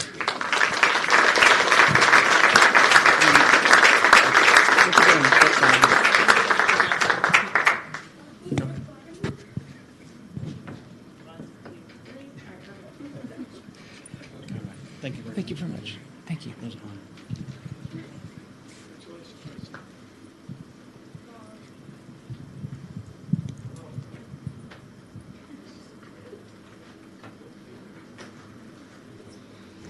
All right, item 7 is consider approval of a proclamation naming the month of June as Pride Month and authorizing the mayor to sign. Could we have Seth and Leslie come down, please?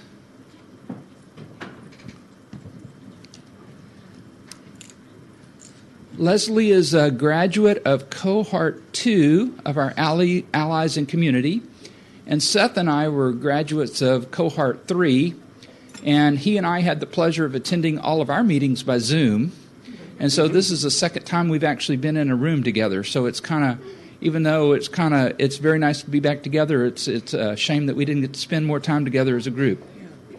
So council, for your consideration. And I need to put my glasses on or I'm going to make a bad mistake. Okay. Whereas the month of June is of historical significance to the lesbian, gay, bisexual, transgender, and queer LGBTQ plus community, and whereas Pride Month is a time to recall the trials of the LGBTQ plus community that has endured and to rejoice in the triumphs of the trailblazing individuals who have bravely fought and continue to fight for full equality. Whereas our community respects a diverse culture, a diverse workforce, and diverse ideas, and whereas our community reaps many benefits from the LGBTQ community, whose augment our cultural life through, among other things, the sciences, the arts, education, politics, religion, philanthropy, healthcare, public service, labor, business, and entrepreneurship. And whereas many groups work to promote acceptance and understanding and equality for the LGBTQ plus individuals, and whereas our community recognizes the resilience and determination of the many individuals who are fighting to live freely and authentically, and now, therefore, I, Wes Mays, as the mayor of the city of Coppell, do hereby proclaim the month of June 2021 as Pride Month. We call upon our citizens to reflect upon the LGBTQ history and celebrate a culture where all citizens are respected for who they are, regardless of their sexual orientation, and to wave flags of high pride. In witness thereof, I have set my hand and caused the seal of the city of Coppell to be affixed this 8th day of June, 2021.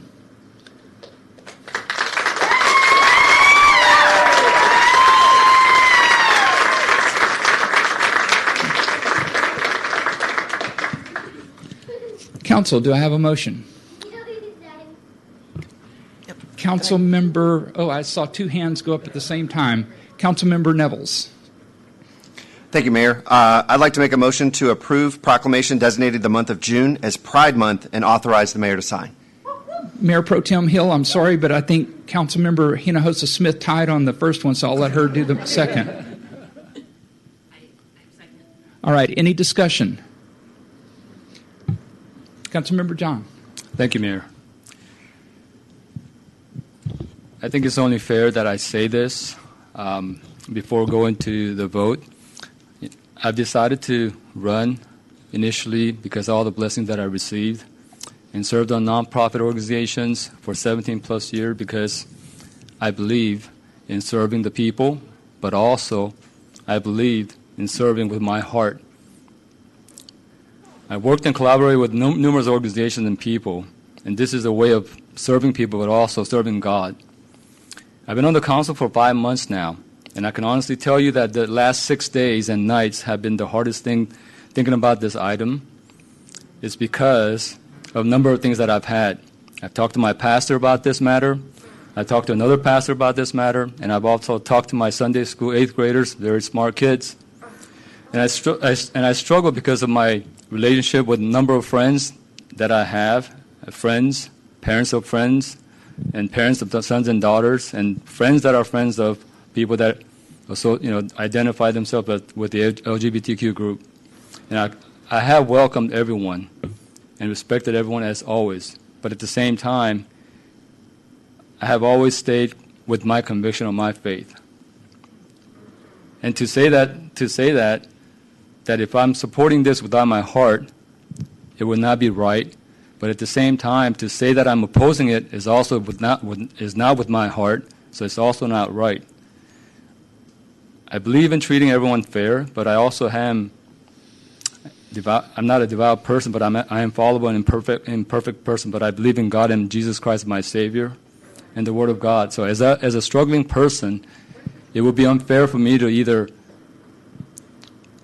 support it, also to oppose it. And with that struggling feeling and thoughts, it would be unfair for me to actually vote on this matter. And that's the reason why I'm telling you right now that it is the reason for my abstention. And I know that's not what you want to hear today. I know that's not what people that are watching from Zoom, they want to hear. But honestly, with the feelings and thought that I have, it wouldn't be right without the heart of saying that I'm supporting or opposing it. Any other discussion? Councilmember Hinojosa-Smith. I hardly ever write down my comments, but I actually wrote them down today. We individually and collectively represent all citizens of Coppell. Regardless of our place number, we're at large and thus elected to represent everyone regardless of race, gender, ethnicity, religion, and so forth. Each person in Coppell that makes up our population of 40,000 or plus people is just as important as another. They all pay taxes, they all enjoy our amenities, and they all move to Coppell and chose Coppell as their community for a lifetime. And each person is unique. A large group of our citizens, many who are here, many who are on the dais, served on our 2030 plan and even our 2040 plan that currently serves as our roadmap and our goals as council. Both plans address diversity and inclusion. Pillar 2 of 2040 specifically outlines fostering an inclusive community fabric with goals that include the following 4. Celebrating the cultural growth of Coppell, establishing events and programs that foster inclusion and celebrate diversity, purposefully breaking barriers to inclusion, and promoting socialization and community cohesiveness. Over my 13 years of service, I have seen and voted numerous proclamations that have ranged from breast cancer awareness to Fire Prevention Week to Mayor Karen Hunt Day to Asian Pacific American Heritage Month. Each and every one has been an acknowledgement of an event, a group, a person, or any of the above. When I vote on a proclamation, it's an acknowledgement of that group, that event, that person, that barrier that we are breaking. It's not for me to judge. I'm an elected official in a position to acknowledge the diversity and inclusion of Coppell and to help advance the goals that our citizens drafted, created, socialized, and adopted. And so today, I choose to acknowledge June as Pride Month and purposefully break barriers to inclusion.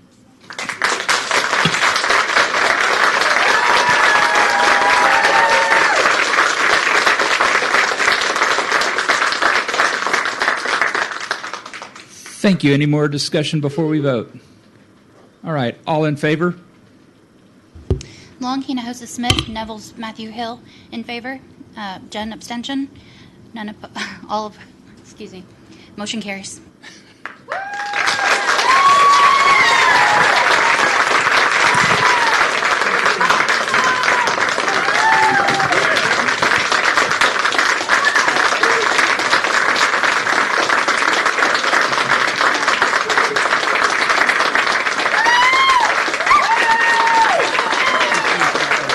What's that? I think we actually have a few too many people here to invite everybody to the front for photos. But I would like Leslie to give a real short little talk about your proposed committee that you formed through the Allies. Well, we're just getting the committee formed, but it is a group to investigate LGBT issues around Coppell and in the surrounding areas. What I do in my 9-to-5 job, I'm the Transgender Education and Advocacy Associate for Resource Center, which is the largest LGBT center in the state of Texas and third largest in the country. We've been around for 38 years serving the LGBT community. So we're just looking to try and explore things. We've been able to accomplish an awful lot, and we're starting to see more of these Pride proclamations pop up. Because really, truly, when you get down to it, there's no reason why religious freedom and justice for all can't walk hand in hand. Thank you very much.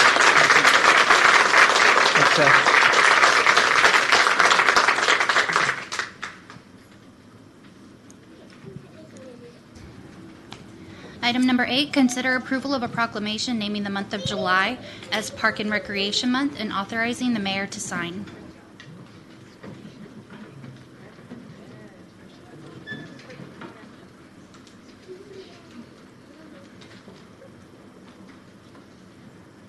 Council for your consideration.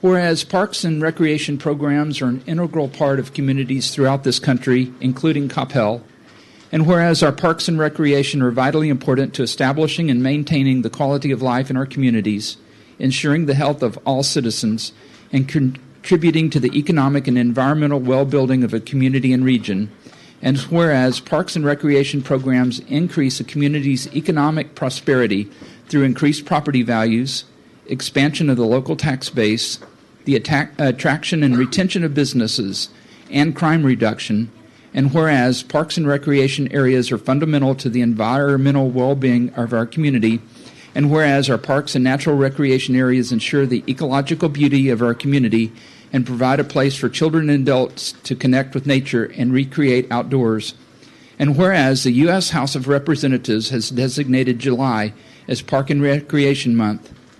And now, therefore, I, Wes Mays, Mayor of the City of Coppell, do hereby proclaim the month of July as Park and Recreation Month. In the City of Coppell, I encourage all citizens to celebrate at any of the many events planned at Coppell's Park and Recreation facilities, and by getting outdoors and getting active, connecting with nature, and creating memories with family and friends. In witness thereof, I have set my hand and caused the seal of the City of Coppell to be affixed this 8th day of June, 2021. Mayor Pro Tem. Not yet. Councilmember Hinojosa Smith. Thank you, Mayor. I move to approve a proclamation naming the month of July as Park and Recreation Month and authorizing the mayor to sign. Do I have a second? Councilmember Matthew. Thank you very much. Is there any discussion? I'll do a comment now. Or you want me to wait? You're welcome to do your comment now. I'm on a roll. Okay, you guys are phenomenal. Each and every single one of you are just truly amazing, and all the staff that goes with Parks and Rec, right? Like from just everybody in our Parks and Recs. I know I say it. You all are really amazing. Thank you for everything that you do. Our parks are truly a gem in our community, and they provide opportunities for our children. For just everybody, right? They don't discriminate. Everybody goes and walks and runs and plays and does yoga and just everything that you guys do. I know that you put in tons of hours to make sure that they look amazing, that the bathrooms are clean, that the lawn is mowed. Y'all work extra for all our different events. And I just really can't say thank you enough for everything that you do to make sure that we and all of our citizens have great parks. Thank you. Any other discussion? All right, then, all in favor? Long, Hinojosa Smith, Neville's, Junn, Matthew Hill in favor, none opposed, the motion carries. Thank you very much. Well, I'm hoping you're going to talk about some 4th of July activities because we are actually going to start again. From a personal standpoint, I am a regular user of the Corps, and you guys just do a phenomenal job down there. Like Councilmember Hinojosa Smith said, you know, our parks are A1. I know we're award-winning, and it gets to the point where it kind of gets to be redundant to hear about all the awards that you guys win, but it's really appreciated by everybody here. So thank you very much. And I'll also hand the microphone over. Thank you, Mayor, and thank you, Council. Obviously, we couldn't do what we do every day and provide the services that we provide without your support and the support of the community. But I'm going to pass it along to Tiffany Anderson, our Community Engagement Manager, and she's going to talk about some of the fun activities we have planned for the month of July. Thank you. We do have a full month of activities planned, kicking off in a big way with Celebrate Coppell on July 3rd, a full day of activities with the parade and the fireworks, both in the same day. So lots of fun planned there. Our theme this year is our Park and Recreation story. So the entire month of July, we'll be inviting the community to tell us your Parks and Recreation story, how Parks and Rec has made an impact in your life, share photos of your favorite parks or places with us. And we just invite you to visit one of our facilities all month long. We'll have activities and lots of fun things going on at the Corps, at the Tennis Center, the Senior Center, the Biodiversity Education Center and the Arts Center. And you can find a full listing of everything that's going on for the entire month at coppelltx.gov/parks. Thank you.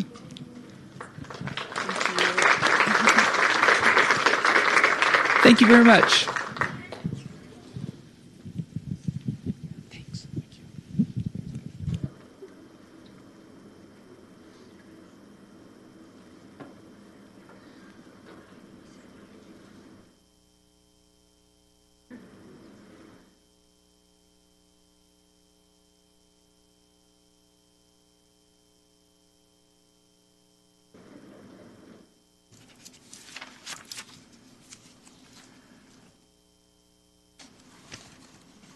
All right, item number 10 is citizens' appearance.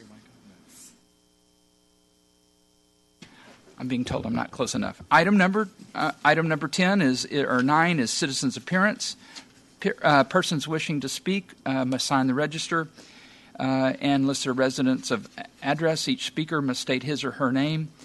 Presentations by the individuals will be limited to 2 minutes.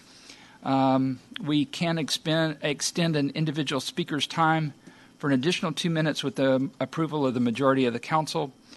Persons signed up to speak will be called in the order that they signed up. No personal attacks by any speaker shall be made against any member of the council, mayor, individual, group, or corporation. First on my list is Pamela Anderson. Amelia Anderson. I'm sorry.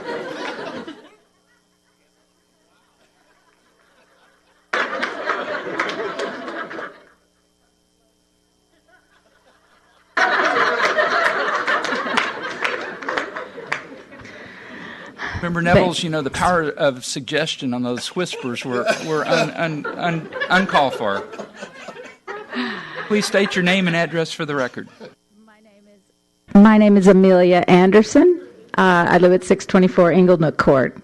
Thank you, Mayor Mays and members of the City Council, for your proclamation today, designating June 2021 as Pride Month in the city of Coppell. As a committed ally of the LGBTQ community, I am so proud and so delighted to see our city take this important symbolic step today. I hope that this action also serves as a concrete reminder to all citizens of Coppell that the rightful role of the mayor and the city council extends beyond simply keeping the streetlights on and fixing the potholes. Indeed, as crucial members of our elected delegation, on a day-to-day basis, you are an important part of our voice in Dallas County and in the state of Texas. When our rights are threatened, whether it's who we love, our gender identity, or the gender identity of our children, whether it's control over our own bodies, or how and for whom we choose to cast our votes, we will fight when those rights are threatened. And we need you, our city leaders, to stand with us. The extreme overreach by the state of Texas has long since exceeded the issues of how we finance our city and our schools, and is now perilously infringing on our basic human and civil rights. I implore this body to continue to use your voice to protect us from those shameless politicians in Austin who callously trample on our civil rights and our human rights for their own political gain, often in the name of Christian values. When we stand together, we can thwart the ruthless actions of these people and support the true values of love, understanding, and tolerance that we revere, and that you have so courageously proclaimed here this evening. And I thank you.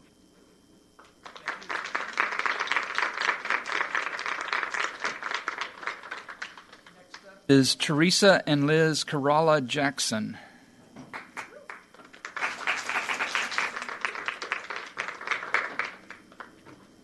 Please state your name and address for the record, please. Wait, what's the address? My My name is Ben, and my address is 600 Hawk Court, and I would like to say something about Coppell. I am proud, happy, and loved being in a family with two moms. Good job, Coppell, honoring all families. I am proud to live here. And here's my brother. Hi, my name is Dwayne, and I love being in Coppell with my two moms. Thank you.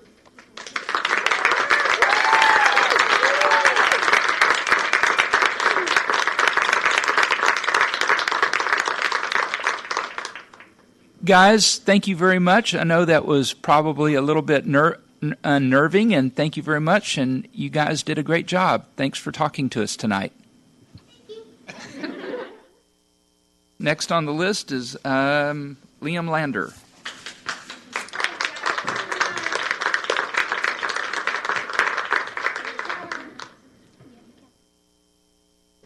Please state your name and address for the record.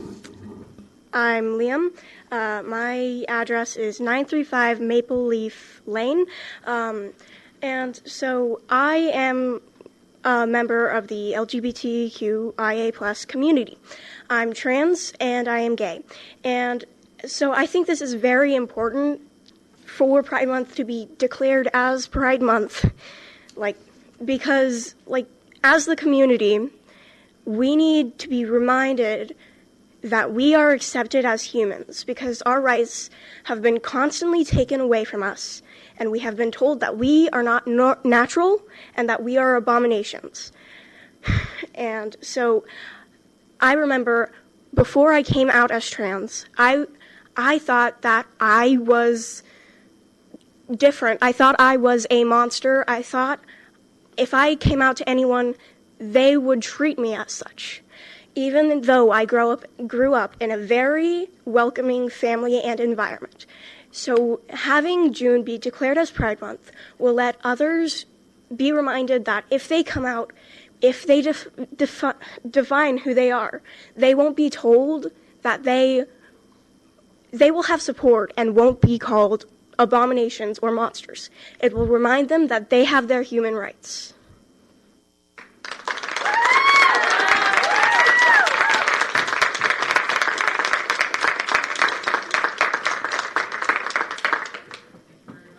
On the list, and I think this is Jeannie Lander.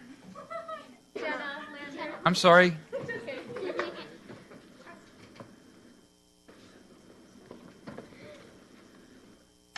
Hello, I'm Jenna Lander. Name and address for the record. I'm Jenna Lander, and I live 935 Maple Leaf Drive. 935 Maple Leaf Lane. I am the B in the LGBT community, and I think it is important for June to be Pride Month in Coppell because everyone needs to be reminded that they are humans, especially people who are alienated and because of their sexuality and who they love. Because love is love, even some animals are gay. And that's why I feel like it is important. And bisexuals are also important because even some welcoming people divide bisexuals because they always tell them, pick a side and you have a boyfriend so you're straight, or if you have a girlfriend you're lesbian. So I feel like it's just a great way to bring community together, everyone in the LGBT community.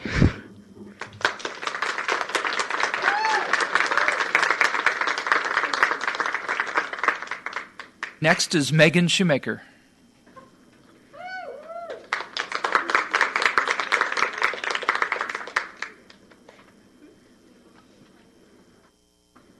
Name and address for the record, please. I'm Megan Shoemaker, and I live at 474 Sandy Knoll Drive. I just want to take a second and thank the council. This is beyond meaningful. You put in a proclamation to wave your flag high. I thought it was only fitting to gift the city a flag, so that the city can also represent continuously what you stand for today. I thank you all so much. It means a lot to us and the LGBT community, as well as the kids for the future. Thank you. For coming before us today.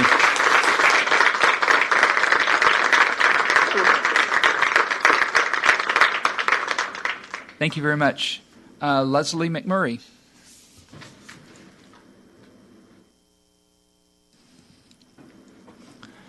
Name and address for the record, please. Sure. Leslie McMurray, 588 Parkway Boulevard. In case you're not tired of hearing from me yet. None of these kids is an abomination. Each and every one of them is a precious treasure in this world, and their place should be assured. Mayor Mays, Coppell City Council members, and city staff, I want to thank you for inviting me to this Pride Proclamation. How many people in the room know who Gilbert Baker is? Anyone? There we go in the back. Yeah, he designed this, the Pride flag. I got a chance to know Mr. Baker a number of years ago before he passed on. The flags are everywhere. They are the international symbol of gay pride. And he didn't make a cent from it. That was his gift to humanity. He designed the flag in 1978 at the request of Harvey Milk to create a symbol of pride for the gay community. Harvey Milk was one of the first openly gay elected officials in the United States. He was also assassinated at City Hall later that same year. Each year in June, we celebrate Pride Month, where it began in 1969, bears no resemblance to what we recognize today. It wasn't a parade, it was a riot. People like me were being arrested for who they were, and they just had enough. Riots are the voice of the unheard. Being a transgender woman has been quite an education. The loss of basic civil rights has been dizzying. Last year in the United States, at least 44 transgender women, most of them black and brown, were murdered. At least 27 more have been murdered this year, and it isn't even half over. This violence and hatred needs to stop. Pride declarations are important, and I'm grateful for Coppell's recognition of Pride Month. For those who want to help, I work at a nonprofit called Resource Center. You can reach out and contact me, and I'll be more than happy to reach back out, and we'll figure out something we can do to help. We need to see the Equality Act passed. I'm a transgender woman, a homeowner. My wife is a Dallas County magistrate judge. But our access to health care and housing protections depend on who's in the White House, and that's no way to live. In the most recent Texas legislative session, dozens of cruel and misguided bills were introduced that would have harmed transgender children. Fortunately, we spent day and night to fight and defeat them, but a special session looms. No one is looking for special rights, just equal rights. Thank you for the proclamation, and we eagerly await your next steps and stand ready to help in any way we can. Thank you. Thank you.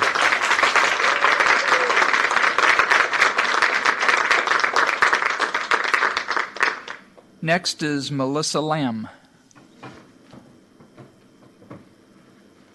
Please state your name and address for the record. Hello, my name is Melissa Lum. I live at 9655 Wharf Road, and I'd like to thank you, Mayor Mays, and the council for making the proclamation for Pride Month. It may seem like a simple thing that the name might seem inconsequential today, where we have a little more recognition and acknowledgement, but in your proclamation, it also recognizes a history of violence and a history in which law enforcement looked the other way when violence was done against individuals, and their rights were taken purely based on their identity of gender or who they loved. I appreciate the acknowledgement that this history has happened because that prevents it from happening in the future, and it solidifies Coppell's status as a welcoming community that treats all of its members equally. Thank you, and I appreciate your work.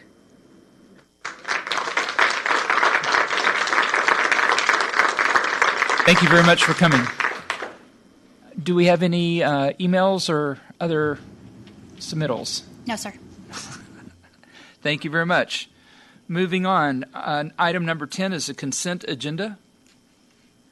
The consent agenda items are routine in nature and generally are enacted in one motion. These items have been previously approved through the budget or past council actions. Any item may be pulled by any council member and considered separately. Full descriptions have been scrolling through on the screen and monitors. Council, do we have anything to be pulled from consent agenda? Seeing none, I will accept a motion. Councilmember Hinojosa Smith. Thank you, Mayor. I move to approve consent agenda items A through J. Do I have a second? Councilmember Matthew. All in favor? Long, Hinojosa Smith, Neville's, Dunn, Matthew Hill in favor, none opposed, the motion carries.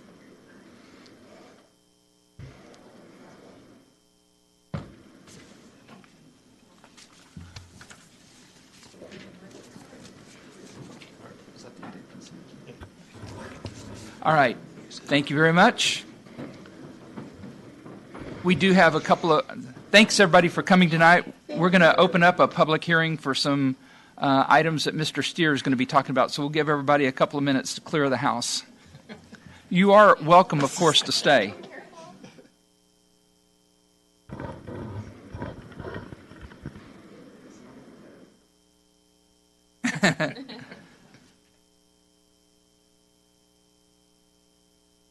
Item number 11 is a public hearing, and I'll ask Mr. Steer to read the item into the record. Mayor, Council, good evening. This is item number 11 this evening. It is a public hearing. It's to consider approval of PD 306HC, Verispace Coppell, Lot 1, Block A, a zoning change request from HC to a PD 306HC to approve a detailed site plan for a 185,700 square foot, three-story office building with a two-story parking garage on 9.84 acres of property located at the southeast corner of State Highway 121 and North Freeport Parkway at the request of Jeff Lamb, Veridesk, LLC. This property, as mentioned in the item description, is located on the southeast corner of State Highway 121 and North Freeport Parkway. I'll give you a little history, and then we'll get into the specifics of the case.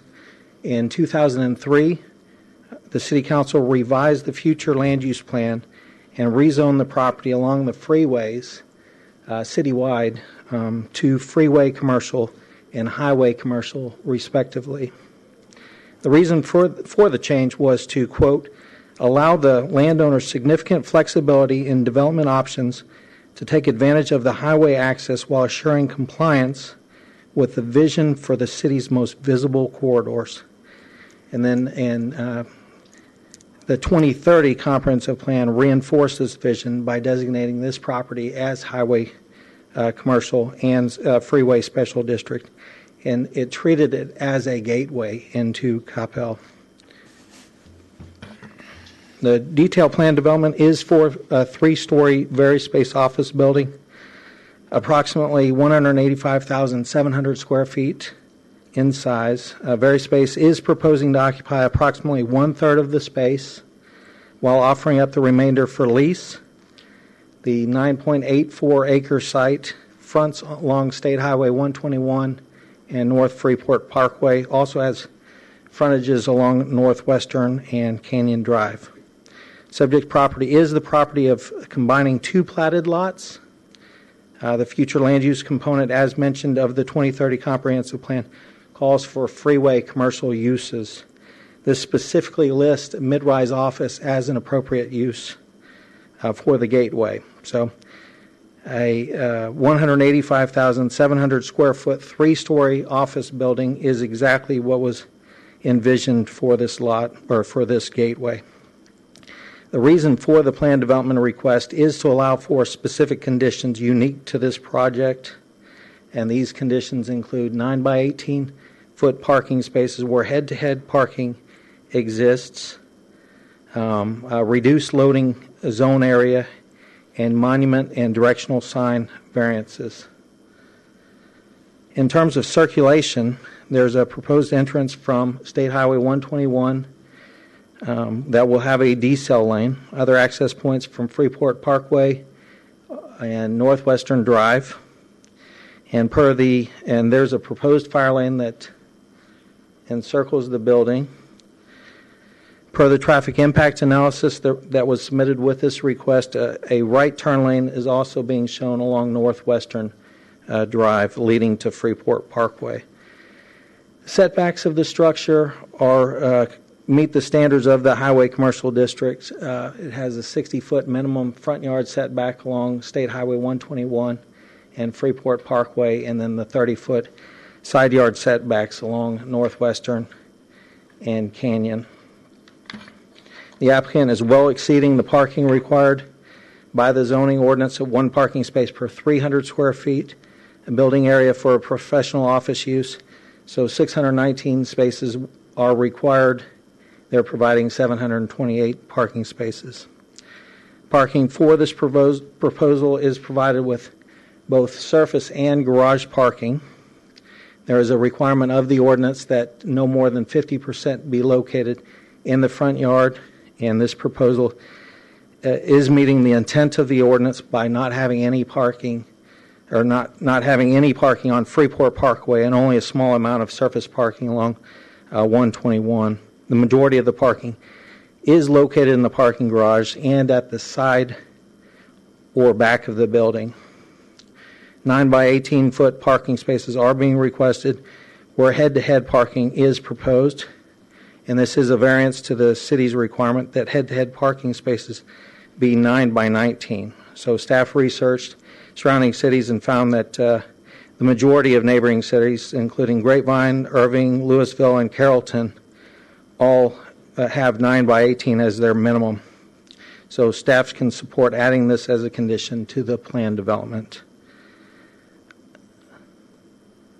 A large multi-tenant loading zone is proposed to be located on the southern side of the building. This will have 3 dock-high doors and an area for dumpster and recycling. A gray wing wall is proposed to screen this area from the properties to the south. The zoning ordinance calls for retail and commercial type uses to have 1 loading zone for each 20,000 square feet building area, and the ratio being requested here is 1 per 70,000 square feet. And staff supports this exception as the frequency of loading and unloading is a lot less for a professional office than would be for a retail, commercial, or industrial use. The parking garage is shown to be approximately 15 feet in height, with a canopy structure that extends to 24.5 feet in height. Structure is proposed to be a concrete tilt wall color to match with a dark gray color to match the accent color of the main building. A metal breezeway is proposed to connect the 2 structures. And we have included a condition of the recommendation allowing the Director of Community Development the authority to amend the PD if an additional level of parking is applied for in the future. And this would give them more flexibility if they need to bring in a larger tenant or they have a larger lease with a higher parking demand. And they would still need to come through the building permitting process to ensure it's constructed according to code. As it relates to tree mitigation, the site does have some existing large trees on it. However, due to numerous factors, 1, the location of the building, 2, location of the parking proposed, and the poor quality of the trees, none are proposed to be preserved. The tree mitigation for the site was initially estimated to be approximately $63,000 and $63,500, and the applicant's proposing to offset the majority of those fees by upgrading the tree sizes from 3 caliper inches to 4 caliper inches and adding 13 extra overstory trees that are over and above what's normally required by the zoning ordinance. So the applicants reduced the fees to $19,100, and that will be due at the time of tree removal permit. 27% of the site is devoted to a landscape area, and they meet the minimum requirements for perimeter landscaping, interior landscaping, and they're exceeding the requirements for non-vehicular landscaping. As mentioned, there's 13 extra trees proposed, and they're upsizing those trees to 4 inches. There are 50 cedar elms on the perimeter of the site, There's 60 Chinese pistache in the landscape islands and 22 bald cypress in the non-vehicular open space areas. The shrubs and ground cover surround the parking along each of the right-of-ways. In terms of building signage, this meets the requirements of the signage ordinance, and no special exceptions are being requested for the building tenant signage. The sign plan shows various space Coppell at the entry and on the parking garage on the south elevation. There are 4 40.5 square feet building sign areas depicted for the tenant names. There's 2 on the north, 1 on the west, and 1 on the south elevation of the office building. The applicant is asking for an extra 60 square foot monument sign along Freeport Parkway, in addition to the one that's proposed on the frontage road of State Highway 121. Typically, a site of this size would be allowed two monument signs by right, but because this site is rectangular in nature, they're not meeting the 450 linear feet along the frontage of Freeport. So, in essence, they're asking for 50 feet leeway so they get another monument sign along Freeport, and staff is supportive of that request. And this will help identify the site. It will be addressed off of Freeport, and they will have the correct address on the monument sign, which actually they've resubmitted those plans, and they do. It's 450 North Freeport. So a 60 square foot multi-tenant monument signs proposed interior to the site. So when you're driving off of Freeport Parkway into the site, it's a multi-tenant sign that will have the tenant names on the sign. And this is more of a campus type sign. City can support that as well. In terms of directional signage, this is also, they are asking for a condition requiring a variance. Typically, movement control signage is 3 square feet in area with no limits to the quantity. The applicant's proposing 5 signs, each of them 12 square feet in size. But because it is a multi-tenant site requiring much more verbiage on their signs, staff's in support of allowing for the larger signs there. The majority of the 3-story office building is proposed to be approximately 49 feet in height, measured to the top of the parapet. Large gray metal panels with vertical faux wood slats are shown at the entry tower, and those extend to approximately 59 feet in height. Light gray metal roof-mounted screening wall extends to approximately 64 feet in height, and this will screen the mechanical equipment. The majority of the building is proposed to be constructed of a gray tilt-up concrete with dark gray accents and gray window reflective glazing. The rendering really provides a good illustration of the combination of building materials as well as the building's articulation both horizontally and vertically. And the architecture of this building is exactly what was envisioned for this corner of 121 and Freeport Parkway. It will provide an attractive gateway into Coppell, and this is actually looking east from the intersection of Freeport and 121. We sent out 4 notices to surrounding property owners within 200 feet and 4 notices within 800 feet as a courtesy. We received no response either in favor or opposition of the request. The Planning and Zoning Commission unanimously recommended approval of PD 306HC, Lot 1, Block A, various space, subject to the following conditions. 1, additional comments may be generated upon detailed engineering plan review and building permit reviews. 2, the existing conditions drainage area map shall be included with detailed engineering plans. 3, a tree removal permit will be required prior to the removal of any trees. Tree mitigation fees of $19,100 will be due at that time. The Director of Community Development shall be authorized to administratively review the addition of the 3rd level to the parking garage as an amendment to the planned development zoning. 5, an additional single tenant and additional multi-tenant monument sign be allowed on site. 6, directional signage to be allowed as shown on the sign plan. 7, parking space sizes be allowed as listed on the plans. And 8, the loading zone be allowed as depicted on the site plan. And that concludes my presentation. I'd be happy to answer any questions. The applicant is in the audience. Jason McCann is here to answer any questions for Verispace. Thank you.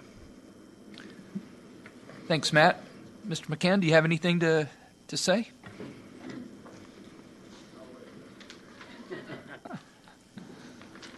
Thank you, Matt. So I'm Jason McCann. I live at 532 Layton Drive. Make sure I got that. But thank you, Matt, and good evening, Mayor Mays and Council.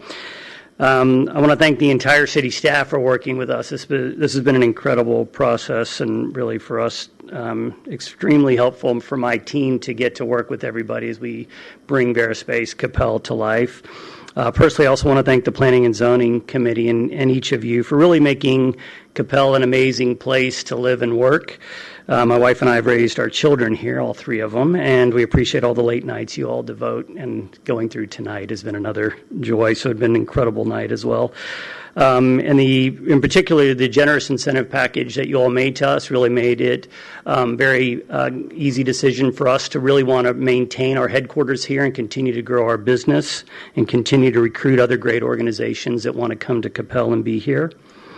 And as CEO of Veri, I assure you that we're building an amazing Class A building. This is going to be a world-class facility, and we're very excited about bringing that to the west entrance of Coppell as a showcase and hosting visitors from all over the world. So it's going to be incredible. And we're here to answer any questions, so my team and I. So if we've got questions, be happy to answer them. Thank you. Much. Councilmember Long. Yes. Mr. McCann, did you ask for everything that you wanted? I mean, why did you stop there? We're very excited about bringing this, so thank you for your supporting us, all of you. I think it takes an incredible commitment on both sides to build businesses and to really think about something long term. So I don't take that lightly. The investment you're making in us and our investment, the tens of millions we're committing here as well. And so we're excited to do that and see what we can create together. Good. Councilmember John. Thank you, Mayor. Mr. McCann, I know it's not built yet, but I want to congratulate you on the build. Looks like the facility is going to be great. But the only thing that I want to add is that maybe going forward, if you come up with some sort of program for our next generation to be able to even see and what you're doing and maybe even think about moving forward how they can be an entrepreneur where you started, that would be a really great thing that I'd like to see as well. Thank you. Okay. Councilmember Hinojosa-Smith. The building is phenomenal, and so like as Councilmember Long said, I guess, did you ask for everything you wanted? No, all that to say, I've sat on with a lot of council members up in the dais, and I think signage has always been one of the items that comes up. But at the same time, we want our businesses to be successful, and all that to say, like I support the variations that we have, or the variants, I should say, in our signage. We want it to be successful. We want it to be seen. We want it to be known, and we want it to be identified. And your logo is your business, right? It's your brand, and your goodwill goes with that. So wanted to kind of address that, and then to also say thank you for always being such a phenomenal partner with our community, with our chamber, with our business, and you do so much with our Coppell teen leadership in bringing them in and showing them all that you do, and so thank you for continuing to be a great partner. Thank you. Yeah, it's our pleasure. I think branding at Verispace Coppell really shows the synergy there, and to have our very headquarters inside of it. And I think on to John's comment as well, just thinking about the role the kids play in our community and the way we're able to host events and thinking about it much bigger than just an office building. It's actually an ecosystem for entrepreneurs. And so as we think about the next generation of entrepreneurs, allowing them to see that and feel it, as well as the businesses that can also be a part of it as we grow. So thank you. Councilmember Nevels. Mr. McCann, I just want to say thank you so much for your commitment to our community. We appreciate that. What makes me excited about this whole thing is not only is it a beautiful building and it's going to be a great flagship for that west side of the community, is what you say about people coming in from all across the world to really showcase Coppell. And I know you're going to be a great ambassador for our community and really show off. And I know that that's going to do nothing but benefit our community. So thank you for that piece, and I look forward to see all the amazing things that Very's going to do. So thank you so much. Thank you. Appreciate that. Thank you very much. Like they've said, Very has been a wonderful partner for the city, and this is exciting to see us continue to grow together. So thank you very much. Appreciate it. Thank you. This is a public hearing, although we have had no one sign up to speak. So at this point, we can turn it over to the council, although I think we've already spoken. Does anybody have anything to comment about? Councilmember Matthew.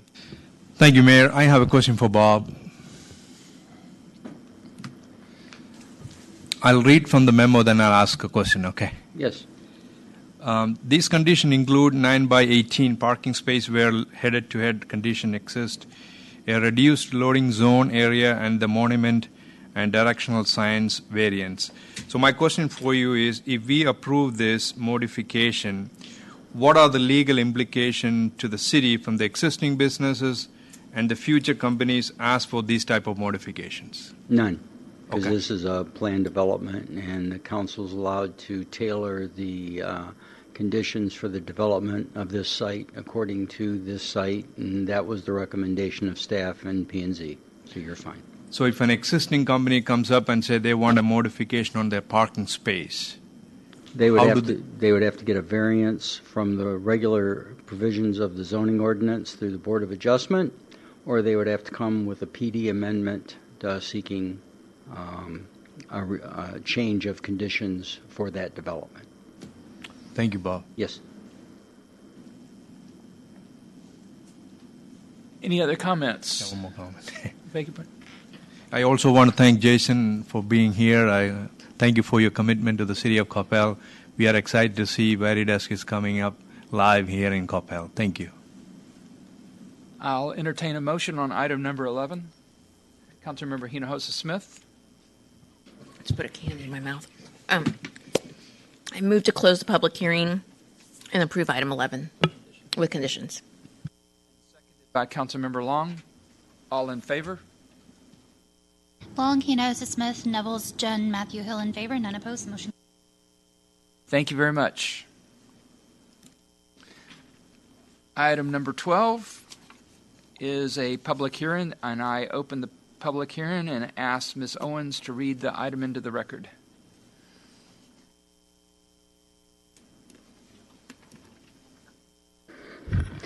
Good evening, Mayor and Council. This is a public hearing to consider approval of a resolution granting a variance of 300 feet to Crescent City from the 300-foot prohibited requirement for the sale of alcoholic beverages with a business address being 780 South MacArthur Boulevard, Suite 100, and authorizing the mayor to sign. All right. Again, thank you, Mayor and Council. My name is Ashley Owens, and I am the City Secretary. The item before you tonight is a public hearing to request a 300-foot variance for a new restaurant called Crescent City, which, again, is located at 780 South MacArthur Boulevard, Suite 100. The request for a variance is for the new restaurant to sell mixed beverages. The owners are required to receive a Texas Alcoholic Beverage Commission permit, affectionately known as TABC, to sell those items. State law prohibits the sale of mixed beverages for on-premise consumption within 300 feet of a church, public school, or private school. And the Discover and Share daycare is located at 790 South MacArthur Boulevard, and it is on the adjoining property line of the proposed Crescent City, and thus the need for a variance. So just a little bit of history. Sienna's Pasta and Pizza received the same variance that is being requested tonight. They were in operation at Suite 100 from May of 2007 to July of 2019. Since July 2019, the suite has been vacant. The application was submitted by Kalpana Patel, and he is here tonight to answer any questions from City Council regarding his permit application. And just to let you know, we are required to place notice of the public hearing in the Irving Rambler, our local paper. And we did that on May 29th and June 5th. And our office has not received any feedback. The variance request is the first step in a multi-step process for a new owner to receive their TABC permit. And I'll be happy to answer any questions.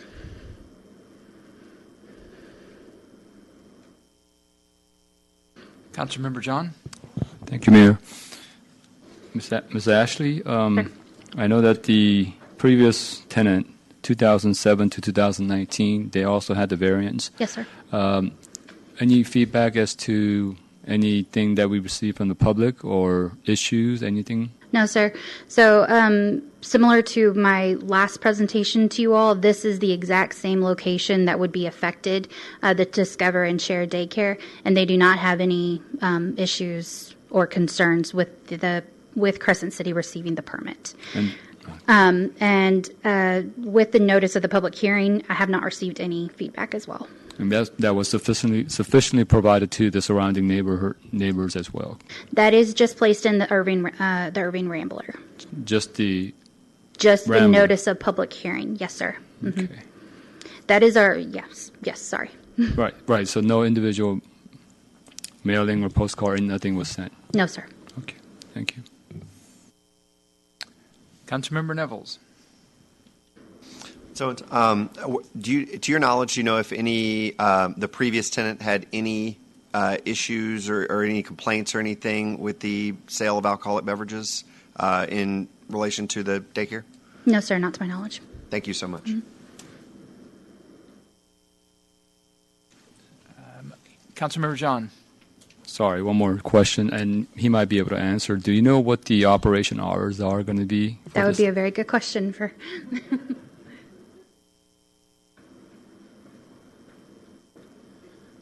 Good evening, Mayor and Council. The operation hours would be like 11 a.m. to 10 p.m. 10 p.m. And that same with the weekends as well? Weekends as well, yes. Thank you. Thank you. So we normally ask for the. Ashley, were you done with your presentation? Yes, sir, I am done. So normally we would ask the applicant to come forward if you have any other comments or anything to say. Not really. All right. Thank you. This is a public hearing. Did we have anybody sign up with comments? No, sir. So with no comments, Council, do you have any further questions or comments for Ashley or the applicant? With seeing none, I will entertain a motion by Mayor Pro Tem Hill. Thank you, Mayor. I'd like to make a motion to close the public hearing and approve item number 12. All right, I have a second by Councilmember Matthews. All in favor? Long, Hinojosa, Smith, Nevels, John, Matthew Hill in favor. None opposed. Motion carries. Thank you, Ashley. Thank you. Item number 13 is the City Manager Report. Mayor and Council, just a few items. This afternoon, I'll let you all know, but just as a reminder, based on the direction we received during the last council meeting, we are in the process of setting up the second floor conference room and the first floor conference room for both Zoom and for streaming. The proposal that we received, the estimated cost is about $40,000, and that's under my signature. So we're moving forward with that per your direction. The estimated time of completion of the upgrade should be the end of August. What you are seeing back there in the back right now is a temporary solution until we have the permanent solution. So we will be taking some feedback from some of our council members who have their back to the presenters. From you as we go through that process. So we'll continue to work on that as well. As far as just other projects going on, Beltline Reconstruction, as mentioned earlier during the work session, will be advertised for bids beginning in late June with an expected award late July or early August. The contractor for Plantation Reconstruction is expected to mobilize on June 21st. The neighborhood meeting is scheduled for next week.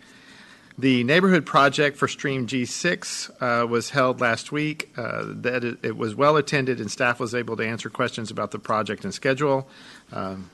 Given the weather, the hope is that the contractor will be able to start some work clearing and mobilize in the next 2 weeks. Work on the Denton Creek grade control structure is expected to begin the first week of July. Of course, that is dependent on the release from Lake Grapevine. Staging and tree removal will impact trail access, so we're working with parks to provide information to related trail closures. And then this week, we'll start beginning the pressure cleaning and the sealing of the exterior of Town Center.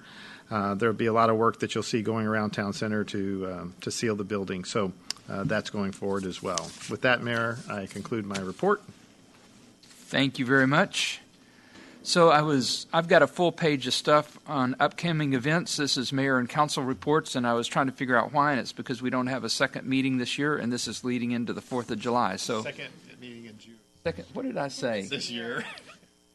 Second meeting in June. Thank you. You're not done till I finish reading the next page of stuff. All right, so here we go. Join us for a free live music outside on the Grove once a month in the Arts Center Cafe. Cafe Conliche will be performing on Saturday, June 12th from 6 to 8 p.m. Enjoy the music, mingle with friends, and purchase a cold drink from Macklin's Catering Company or food from food trucks on site and at the Arts Center during this free outdoor concert. The outdoor seating is first come, first serve, and lawn chairs are welcomed. For more information, visit www.coppellartscenter.org. And after the pandemic, who couldn't use a night out with friends right now? Paint and sip at the Coppell Art Center is a fun way to create memories and masterpieces. Join us on Wednesday, June 23rd from 6 to 8 p.m. Please bring your friends to Wine Up and then Wind Down. That was wine, W-I-N-E. Wine Up and then Wind Down during one of our 2-hour painting classes. We'll provide you with all the painting supplies so you can enjoy a stress-free evening with your instructor, Kate Shima of Createria Studios. As part of the event, a selection of beer and wine will be available to purchase at the bar. Participants will work individually on the same theme, painting a hibiscus flower. No experience is necessary, just an open spirit and willingness to have fun. For more information, visit coppellartscenter.org. And now is your dog a star? We're rolling out the red carpet Forever VIP, which is very important pup, with a fashion show and more. This free event is from 10 a.m. to 1 p.m. on June 26th outside the Grove at the Coppell Art Center. Come watch the fashion show that starts at 11 a.m. or find your next best friend with the help of an on-site animal adoption agency. Join us for pet family photos, food trucks, and local pet-related vendors. A $10 registration fee is required for your dog to participate in the fashion show. For more information, visit, you guessed it, www.coppellartscenter.org. On Saturday, June 3rd, the parade down Parkway kicks off at 9 a.m. and begins at Samuel Boulevard and Sandy Lake Road. We travel north on Samuel to Parkway, then head west to Town Center. Intersections along the parade route will be closed prior to the approaching parade and will remain closed until all entries have passed. Please come and line the parade route for the early best spot to see the red, white, and blue floats go by. Residents and businesses are encouraged to be part of the fun by designating a patriotic float for a sports team, civic organization, HOA, or group of friends and family. Decorate a vehicle, bicycle, or simply walk the parade. To participate, a completed application must be submitted by 5 p.m. Friday, June 25th. There is no charge to enter the parade. However, all organizations must complete the entry form, and all entries must have a representative attend a mandatory pre-parade meeting. The Party in the Park will also take place on Saturday, June the 3rd from 5 to 10 p.m. at Andrew Brown East. Enjoy live music by Rubik's Groove and the Big City Outlaws. Lawn games and delicious food trucks fare will also be available. The fireworks, choreographed to patriotic music, will begin at about 9:30 p.m. I will need the City Council help kicking that one off, please. The City of Coppell administrative offices and library will be closed in observance of Independence Day on July 5th, 2021. On Thursday, July 8th, 2021, from 6 to 9 p.m., please come join the City Council and staff as we begin our discussions on fiscal year 2022 annual operating budget. This is the highlight of the year, and all are welcome. This workshop will be held at Town Center and will include service organization presentations and details on the water, sewer, and special revenue funds. A fun time for all is guaranteed. The drive-in movie series is back at the Coppell Arts Center.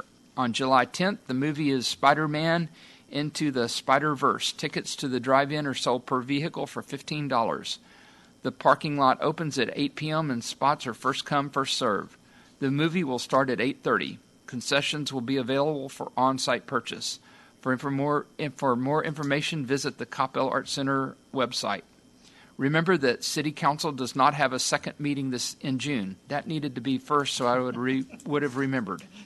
The next regularly scheduled meeting for the City Council will be held on July 13th, at which time we will swear in our newest member. Councilor, are there any other announcements to be made? Public service announcements concerning items of community interest with no council input or action are permitted, but welcomed at this time. Moving on, we will recess from regular session at 8:51 p.m. and reconvene into executive session in the first floor conference room. We shall return shortly.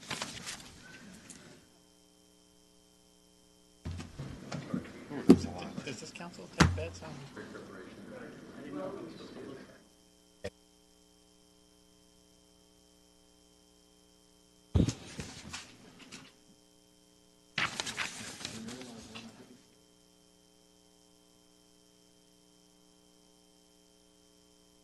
Thanks for being troopers. We have adjourned from executive session and we're reconvening into regular session. There is no necessary action from our executive session, and with no further business being before the council, it is 10:13 p.m. and we are adjourned. I love that.